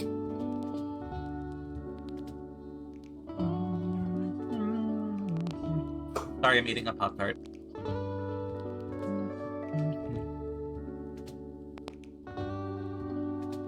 We had a board up in college, you stopped it and took your turn. That sounds miserable. I guess if it's just like you take a couple seconds to make your move and then move on with your day, it's just kind of like a neat little addition to your daily routine. That probably wouldn't be too bad. Everyone playing it were history majors. Of course they were. Anyone who would play any game for 2 months is probably way too invested in whatever that game is about. Reminds me of playing Dominions by email. I mean, that's how I play Minecraft, is I play it for like 2 months at a time. No, you don't. I kind of do. You do not play Minecraft for 2 continuous months. You can ask Sulfur. I kinda do. Sulfur? And then I'll put it down and play something else for a little while, and then I'll come back to it and just like play it for 2 continuous months. You haven't played shit with me for years. Sulfur confirms. Fuck. Vega, Yeah. I can't believe you've done this. Do you want to play Minecraft with me for 2 continuous months? No. No. Entirely valid. You wanted to play Terraria with me at some point, I feel like I remember. Oh, that must have been ages ago, because the last time I even thought about Terraria was like... Hold on, I'll tell you when the last time I thought about Terraria was, because I played Terraria. 2022. Okay. Not as long ago as I thought. That makes sense.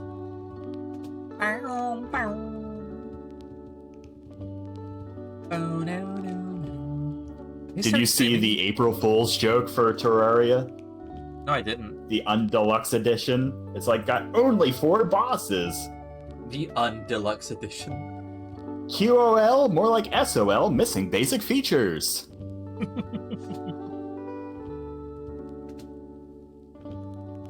It was so good. I streamed it a while back. That sounds like back when I did stream. Back when Vegas streamed. I attended every stream. Not every stream. Basically every stream. I was in your community a lot. Yeah. I wonder if anyone remembers me. Oh, absolutely. You did not. As far as any community that I still have, but yeah. I went to most of Vegas streams. I may have lurked, but I chatted a whole lot. I think it's the most active I've ever been in any community, honestly. And then I went and just vanished. Like the Avatar. We could play Ogre and Battletech, but those are war games. Uh-huh. I had to ask us what he meant by play Dominions by email. What did he say? Reveal his secrets. You know, if we wanted to play some war games, what we could do is cycle back around to tabletop games and play D&D 4th edition. No. It is better as a war game than an actual D&D game. They used to send the files per email to each other. Sus, are you a human being? That... What? You see, children, before we had decent internets, before we're like, yeah, the dinosaur age, as you would put it, there was games that had to be played by email. So wild. God damn. And if you're too young to know what email is, imagine Discord, but much, much slower.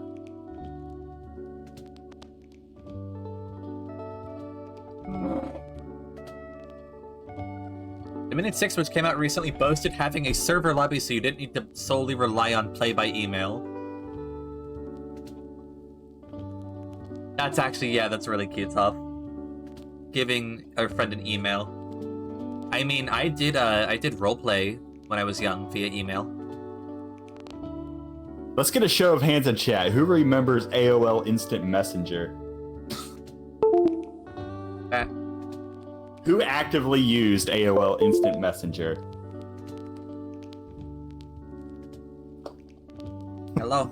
I want to raise my hand. Let me raise my hand. You're too young to know about AOL Instant Messenger. No, Come I'm on. not. I actually forget how old you are, to be honest. Everyone does. I know that you're younger than me. I do not know by how much. No one knows how old I am. Why aren't you working, Leap Motion? Be friends with Feel it in me. your knees? Big same. Leap Motion. And...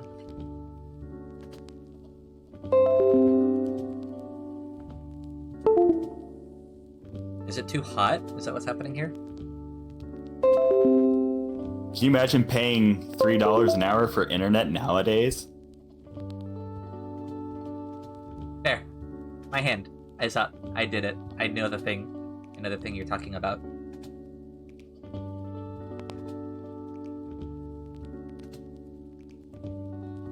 $0.10 per text? Yep.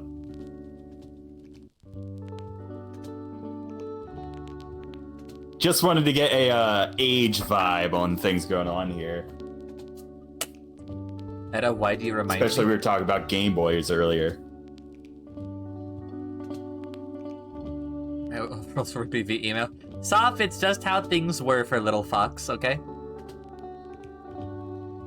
We could play the royal game of I don't know that I want to. Games with names like It's that actually fun. Oh, so you know Yes. Mm-hmm.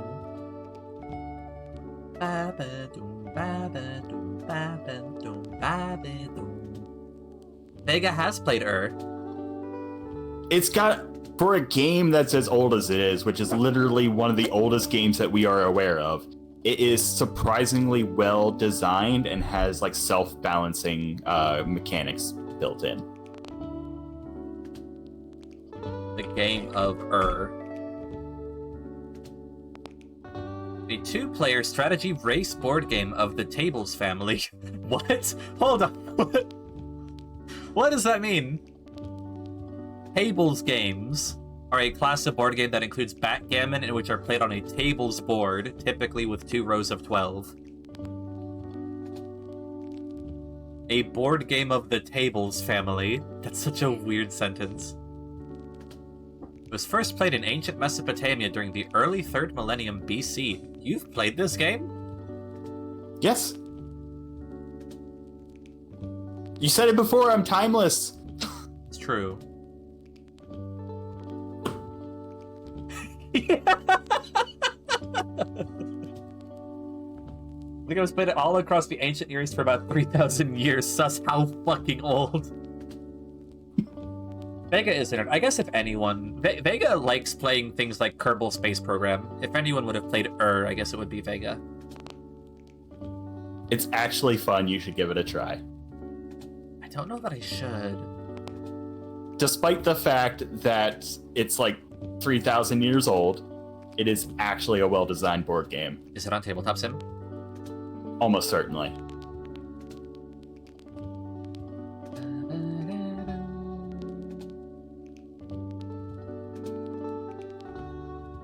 Maybe. I guess I wouldn't be adverse to trying it. We need to play an original cuneiform. Maybe. There's no writing needed for it.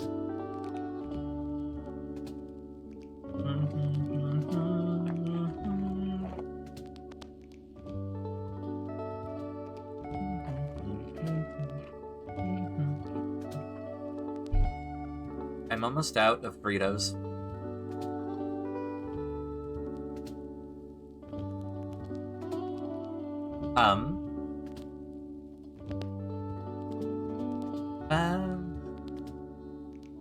In the Stone Age, they played stone games, not table games. That's why they had to clarify that it's a game of the Tables family. Also, 3,000 years ago, not the Stone Age.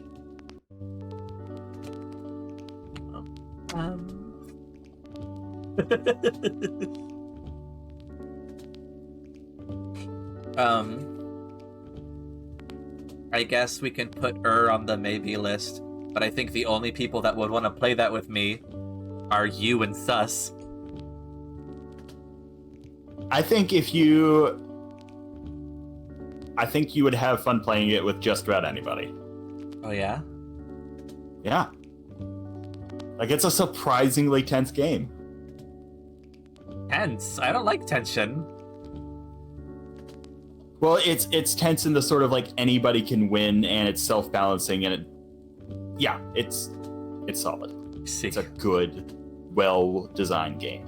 Okay. Thank you, random guy from 3,500 years ago who designed it. You're the GOAT. I can't remember where I saw, but apparently there is an ancient role-playing game, like the Saxons played it. I'm racking my brain trying to remember what vid I saw it in. Oh, it's called Wolves of God. It was made by Kevin Crawford. he went back in time and be like, hey, this game's about you. You should play this. Yeah. I'll show you guys. I'll read an excerpt from Wolves of God. Because Wolves of God is probably one of the hardest Kevin Crawford games to get into, solely because it is incredibly dependent on roleplay. I think it's his game that is heaviest on the roleplay. Yeah. To the point that if you play as a priest, you are not allowed to injure anyone.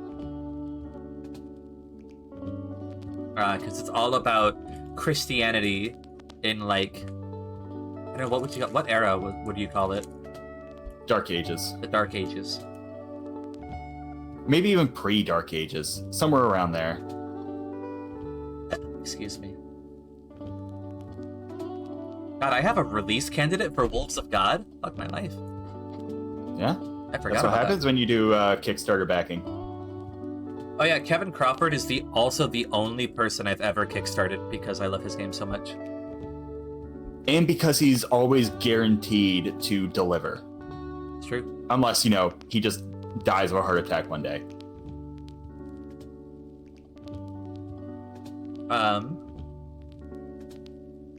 So, Wolves of God is written in character from, like, a Dark Ages priest, where all of the players themselves are role-playing as Dark Ages gamesmen huddled around a table, role-playing grand adventures of, like, the King Arthurian type.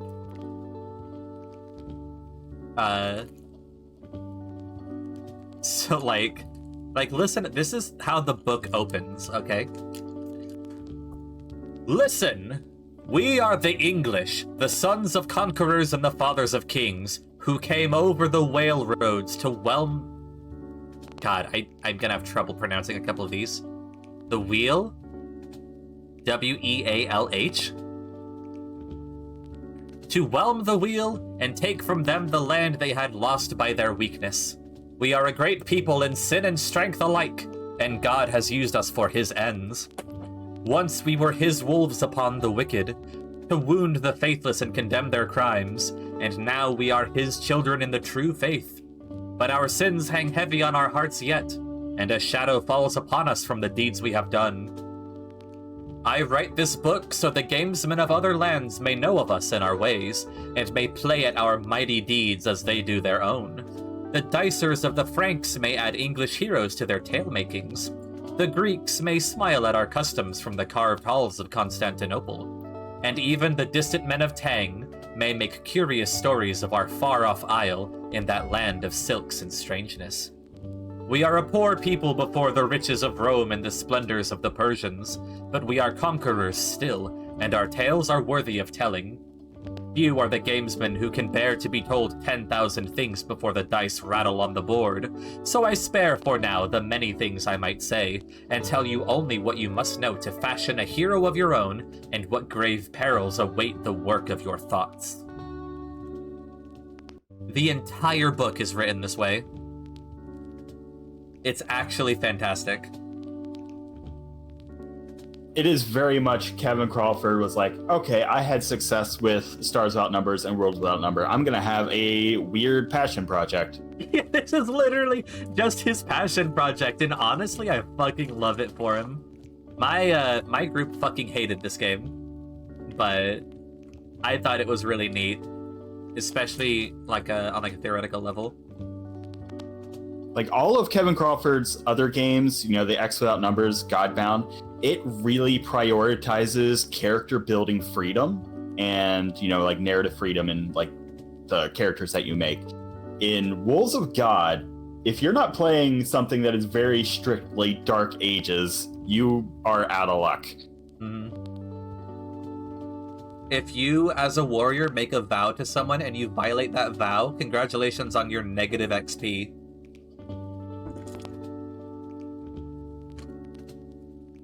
There's another game for Solomon Kane where instead of playing directly as the titular character, each player acts as his humors and tries to influence/guide him on an adventure. What is Solomon Kane?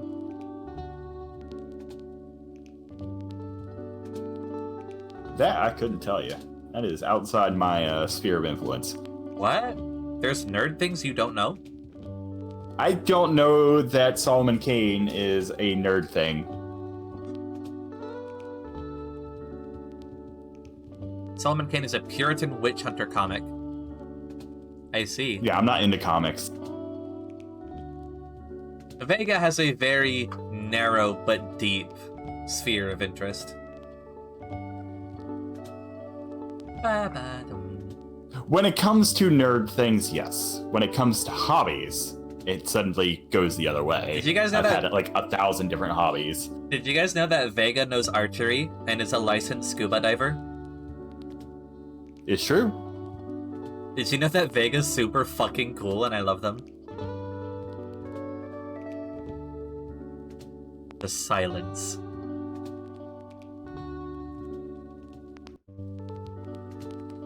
Anyway, this book, this tabletop game, makes Rome into magical gods that created pocket dimensions inside of their fortifications, and that's incredible. Would make it real awkward. I have so many points. So, for how many points do you have? Don't do that to me. I will turn it right back around on you. I've also got so many points because I've been saving for the special Discord roll. Have you? Yes. Damn. Okay. Point fight? I could forgive so many clown crimes right now. Yeah, but you haven't forgiven any, so we're gonna tack one onto the list right there.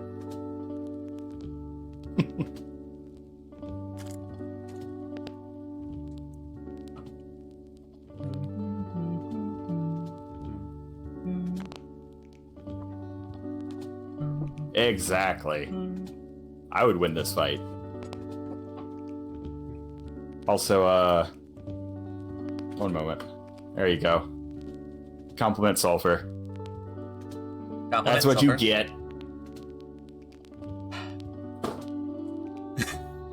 I heard something bang in the distance. That was my chair armrest. Because his mic picks up everything. On a spiritual level, Sulfur is one of the most soothing people I've ever met. Sulfur, I have a cherished memory of us in VR chat. I don't know if I ever told you about this. I mean, you were there for it, but I don't know if I told you how much it meant to me. That we were both just hanging out with Vega in VR chat, and I, like, wandered off on my own. And I was, like, fiddling with my menus and not really paying attention. And when I exited out of my menus, you had, like, spawned a beanbag chair under me and were sitting next to me and just casually chatting with Vega. And it's one of the most comforting situations I've ever been in. No, you're absolutely wonderful. The casual way that you make me feel comfortable is unique. And I truly appreciate you. I'll send more dumb jokes in the mail. Sulfur also mailed me a D's Nuts joke. That's fucking insane. I forgot about that. I still have them on my desk. I was wrong, it was the Normans. I found the bit I share in Discord. You can share a video in Discord. I don't know what we're talking about anymore, though. We're a lot of time. Occasionally, Sulfur will see a D's Nuts joke, and then we'll workshop ideas for how we can step up from just mailing you the joke. Oh, yeah. At one point, we were like, we're going to visit you and hire a skywriter to write D's Nuts in the sky, and then just be like, hey, Edda, guess what? And then just point up in the sky, and they're just D's Nuts written in the sky.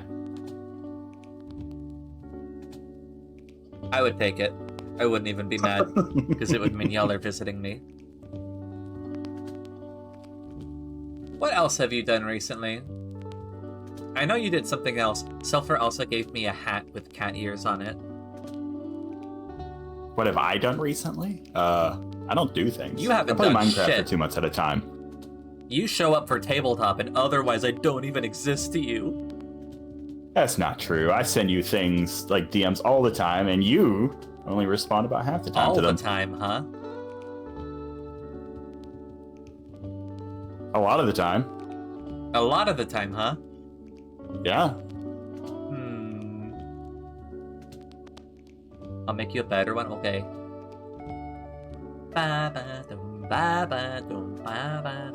Being pampered by Sulfur. Let's go. So yeah, in summary, Wolves of God, super weird. Wolves of God, super weird. Super neat. I think on a conceptual level, it's such a super neat game.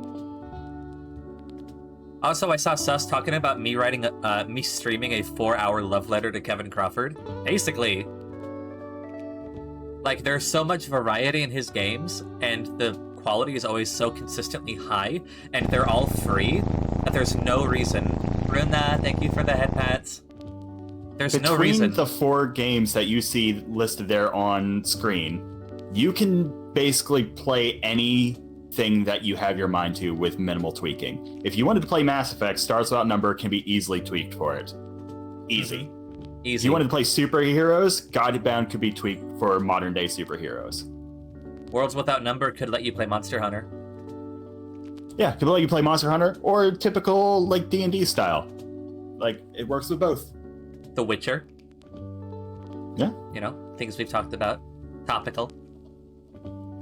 I think the thing that you would need the most help with would be...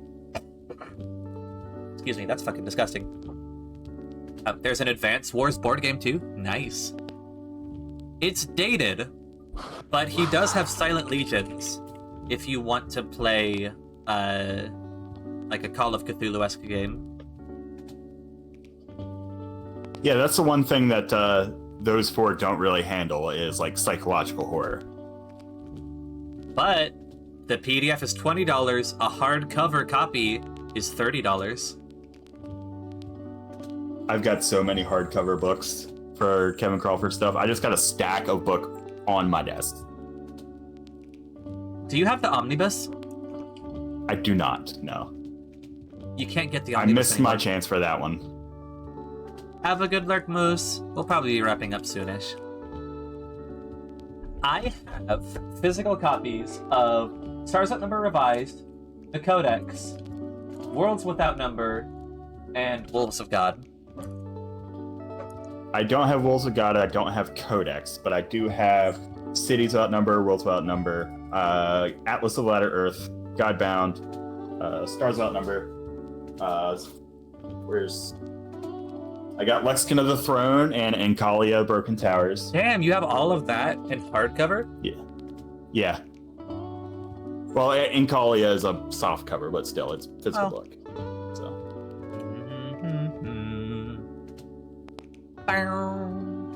Yeah, just a big stack of books on my desk. I'm looking at Drive-Thru RPG, and in the middle of all of Kevin Crawford's books, I see a game called Dead Teenager RPG. What the fuck is this? That sounds familiar, and I don't know why.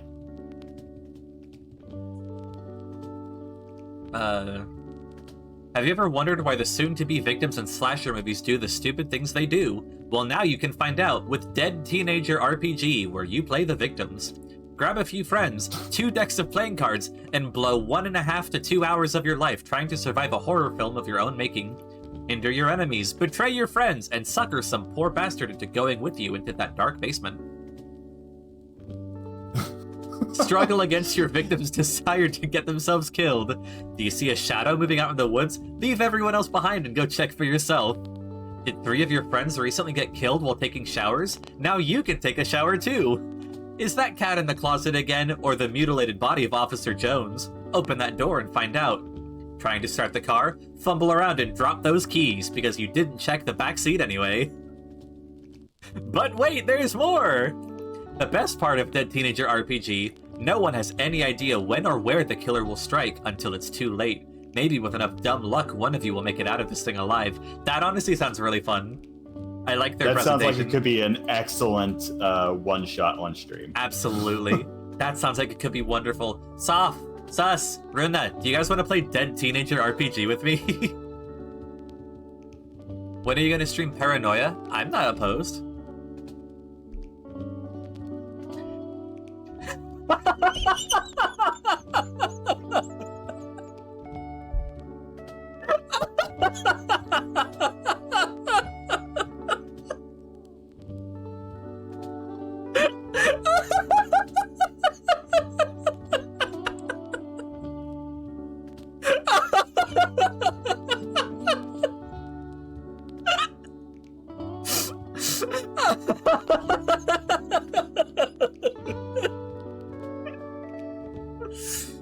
Oh my god, Renat.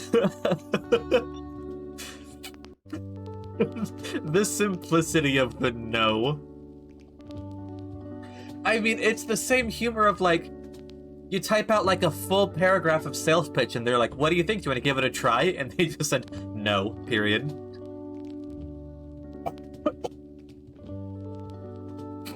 Yeah, Soft, do you want to play Dead Teenager RPG with me? Do you want to play a tabletop game that is all about being the kids who die in the horror movie? Thank you for no. Only if I get to be Jason, sorry. I don't think any of the players get to be the killer. It's just draw cards and then like, oh, this is what happens to you. Mm-hmm. At least from that description, that's what I got from. That's what it sounds like. We all get killed together because we're all dumb teenagers. Scouty! Hello, Scouty. See, what you should do is like each of you draw like 3 characters, and then when one of you dies, you just have like another random high schooler just come in and be like, "Hey guys, what's going on? Oh, dead bodies." It's like the Friday the 14th game where whoever dies first becomes the guy with the shotgun. I never played that game. It was part of what you have to do to kill Jason. It was like an asymmetrical horror game where one person's Jason and the others are, the teenagers. Okay, Scouty, have a good rest. Hey guys, I brought pizza. Oh my god, what happened? Ketchup! Gargoyles has a board game? Gargoyles the cartoon? God, that fucking sends me back in time. My memories of Gargoyles lead me to believe that I probably shouldn't have watched Gargoyles. I need energy for the rest of the 19 hours. Oh, what you doing? I think you are prompting me into asking you a question. What's you got planned, Scouty? Scouty. Beam me up, Scouty. Scouty's the one who wrote this music, by the way. Scouty made my musics.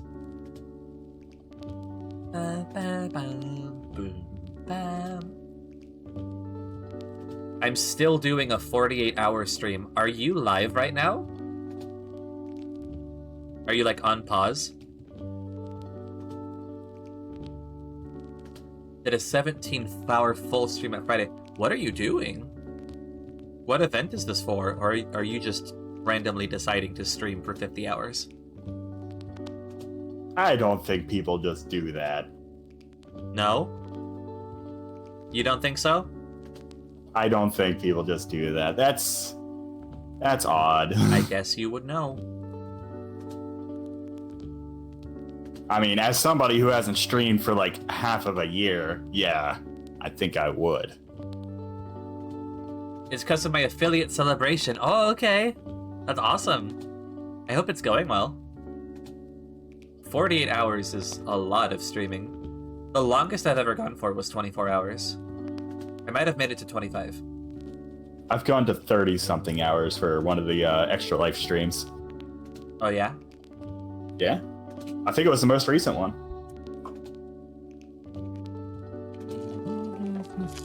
Vega is good at streaming. It's hard to say that when I haven't streamed for 6 months.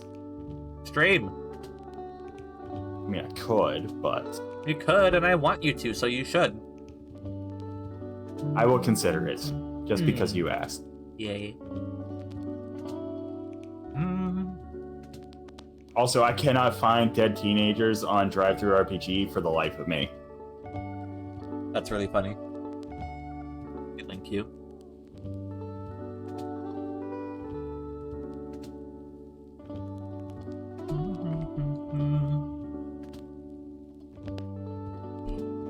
It might be because I was searching for dead teenagers and not realizing it was singular, not plural. Singular. Grinding for moolah so I can get a PC next month. That's awesome. I love it. This time, the murder hobo isn't you. 89 pages. I don't know. It sounds fun. It sounds like a really fun idea for like a one-shot stream, like you said. It does. I mean, with this, I have fulfilled my obligations for my previous event. I did the loot stream. I did the horror stream yesterday. And now I have done tabletop day. Have you got content warning? Yes, I got content warning. I liked it. I played it with Soph. Lewd stream? What?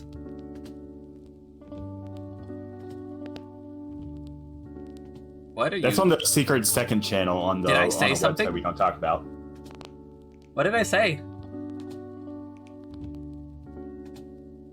What did I say? Secret what?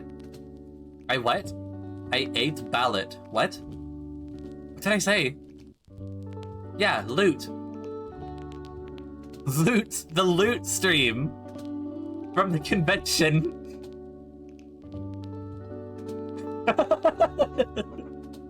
I don't do loot streams. Do you think this was like an OnlyFans stream announcement or something? Listen. You do lewd panels. Shut the fuck up. I didn't know. I didn't know. I must have missed this story. I didn't know. Listen.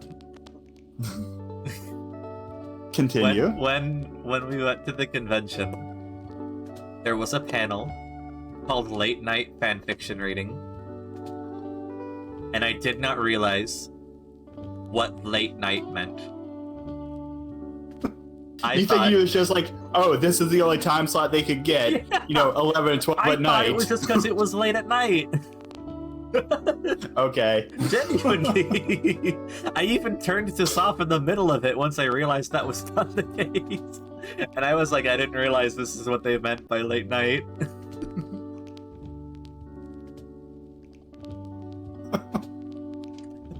Yeah, I learned a brand new term that night. A brand new fanfic tag that I had not been exposed to before. I mean, it does sort of mirror when Sulfur and I went to Texas Renaissance Festival, and there were several people showing up to the pirate burlesque shows that was going on during the day.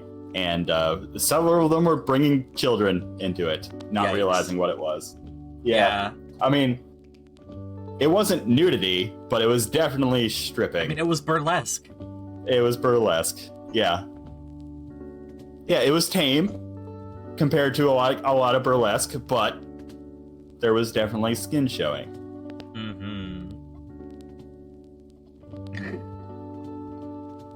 Sulfur. Look, the convention was a lot of fun, and we don't talk about the fanfic panel. I mean, we just talked about the fanfic panel. Don't talk about the fanfic panel. What kind of fanfic was it? There were some fanfics. I don't remember most of them. I only remember the one about My Hero Academia. Which, sounded interesting. Was it My Immortal? No, it was not My Immortal. My Immortal was brought up, though, because if you're talking about bad fanfiction, you have to mention My Immortal.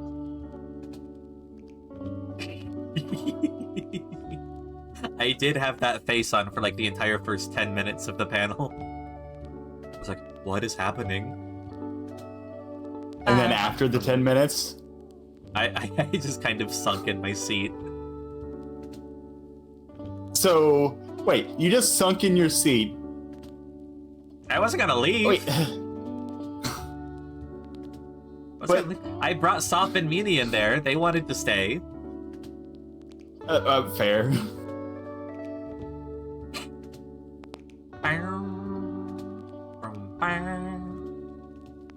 have Toshio Maida's business card, familiar with late night panels. Yeah. I was too polite to leave and they were laughing. It's true. But yeah. Let that be a mark against people who call me lewd. I just have like a whole mental picture going, and it's great. I was just like, oh, I see. I had to explain a Bible Black reference to Vega last night. See, I know what Bible Black is, but I've never watched it.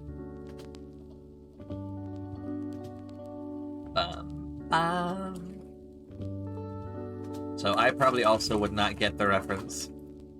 Sulfur, explain Bible Black. No, Yeah. Don't do that. No. Probably not the best place for it. Yeah.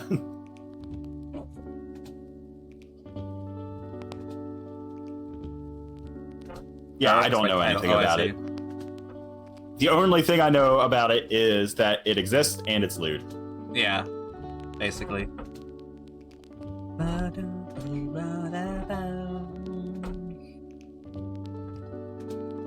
I can send you a picture of my La Blue Girl t-shirt. I don't know what that is, but I'll accept basically anything you send me. There's a tabletop called One Foot in the Grave and it's $3. What are you? Sulfur has a lot of lewd things.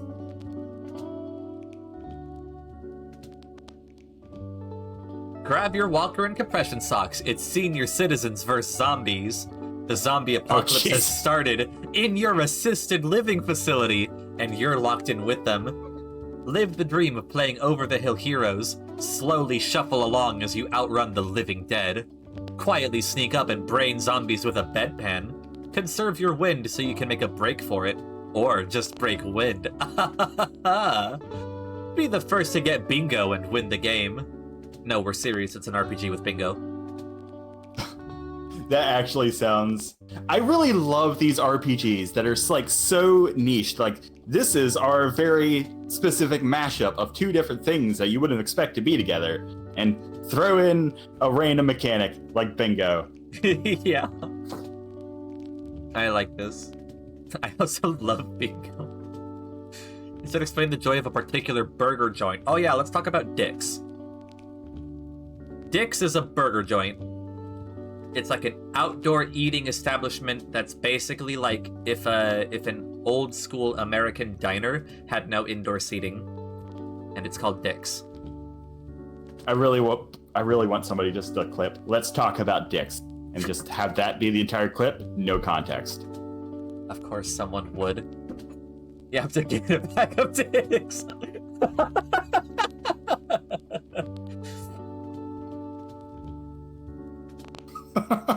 Fuck it.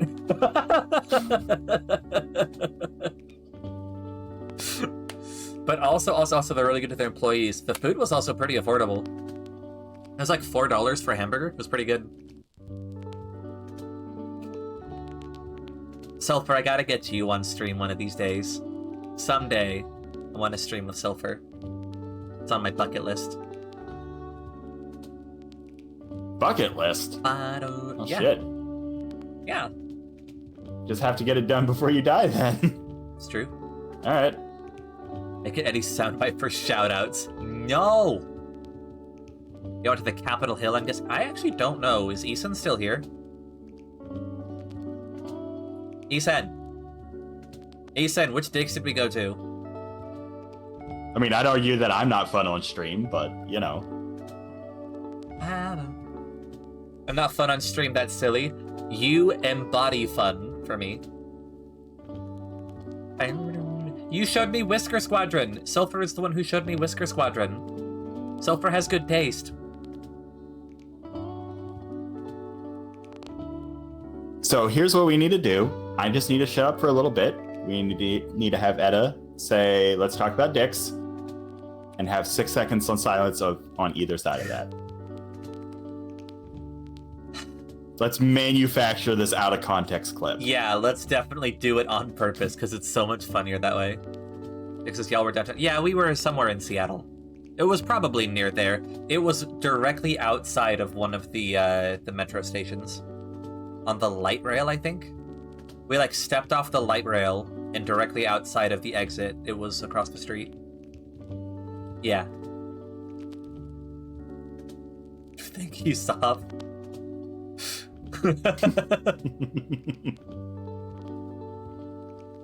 Okay. Yeah. You're good, Soph. I imagine that you did it great. It's mean. I imagine you did great.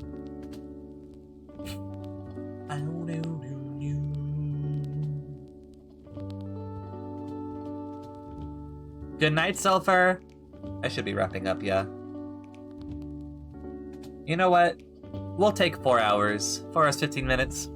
Let's find somebody to raid. And I can let y'all go. And maybe, like, I'll hang out in the server for a little bit if anyone wants to vibe with me.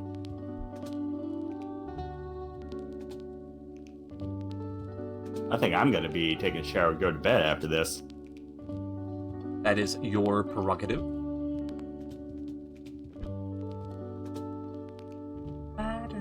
I need to shower too.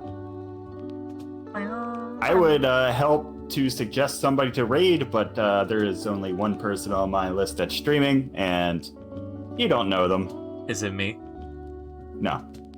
One other person on my list that's streaming. Fun fact, they were the first... What's the best way to phrase this? They were the first openly out furry in space. The first openly out furry in space? Yes. I see. There is apparently some discussion on whether or not one of these space shuttle astronauts was a furry or not. So, yeah. Wait, Vary is streaming? We need to go see Vay, if that's true. What are you playing? 2-year Buniversary! Let's go. We need to send them. Hold on.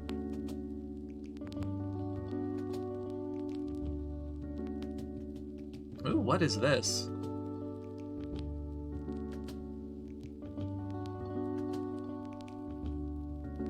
Tutti model Novinian redeems. Ooh, they're using a 2D model. Okay. Hold on. I'm gonna send y'all over to Vay.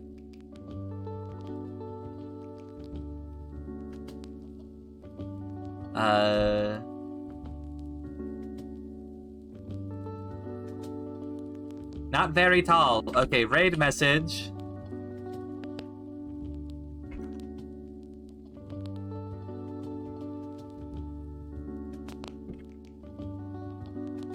I'll get my goodbyes in now, chat. Goodbye, chat. Everyone See say me goodbye again to in Vega. the future. Vega will show up again at some time in the future. Vega's like a time traveler. You never know when they're gonna show up. Okay. The truth. Happy Buniversary is gonna be our raid message. Okay. Bye, Vega. Thank you for hanging out with me. Yeah. I'll see you tomorrow. Yeah, tomorrow, where you're definitely not going to kill my character. Definitely not. Why would I do that? I mean, you did it once before.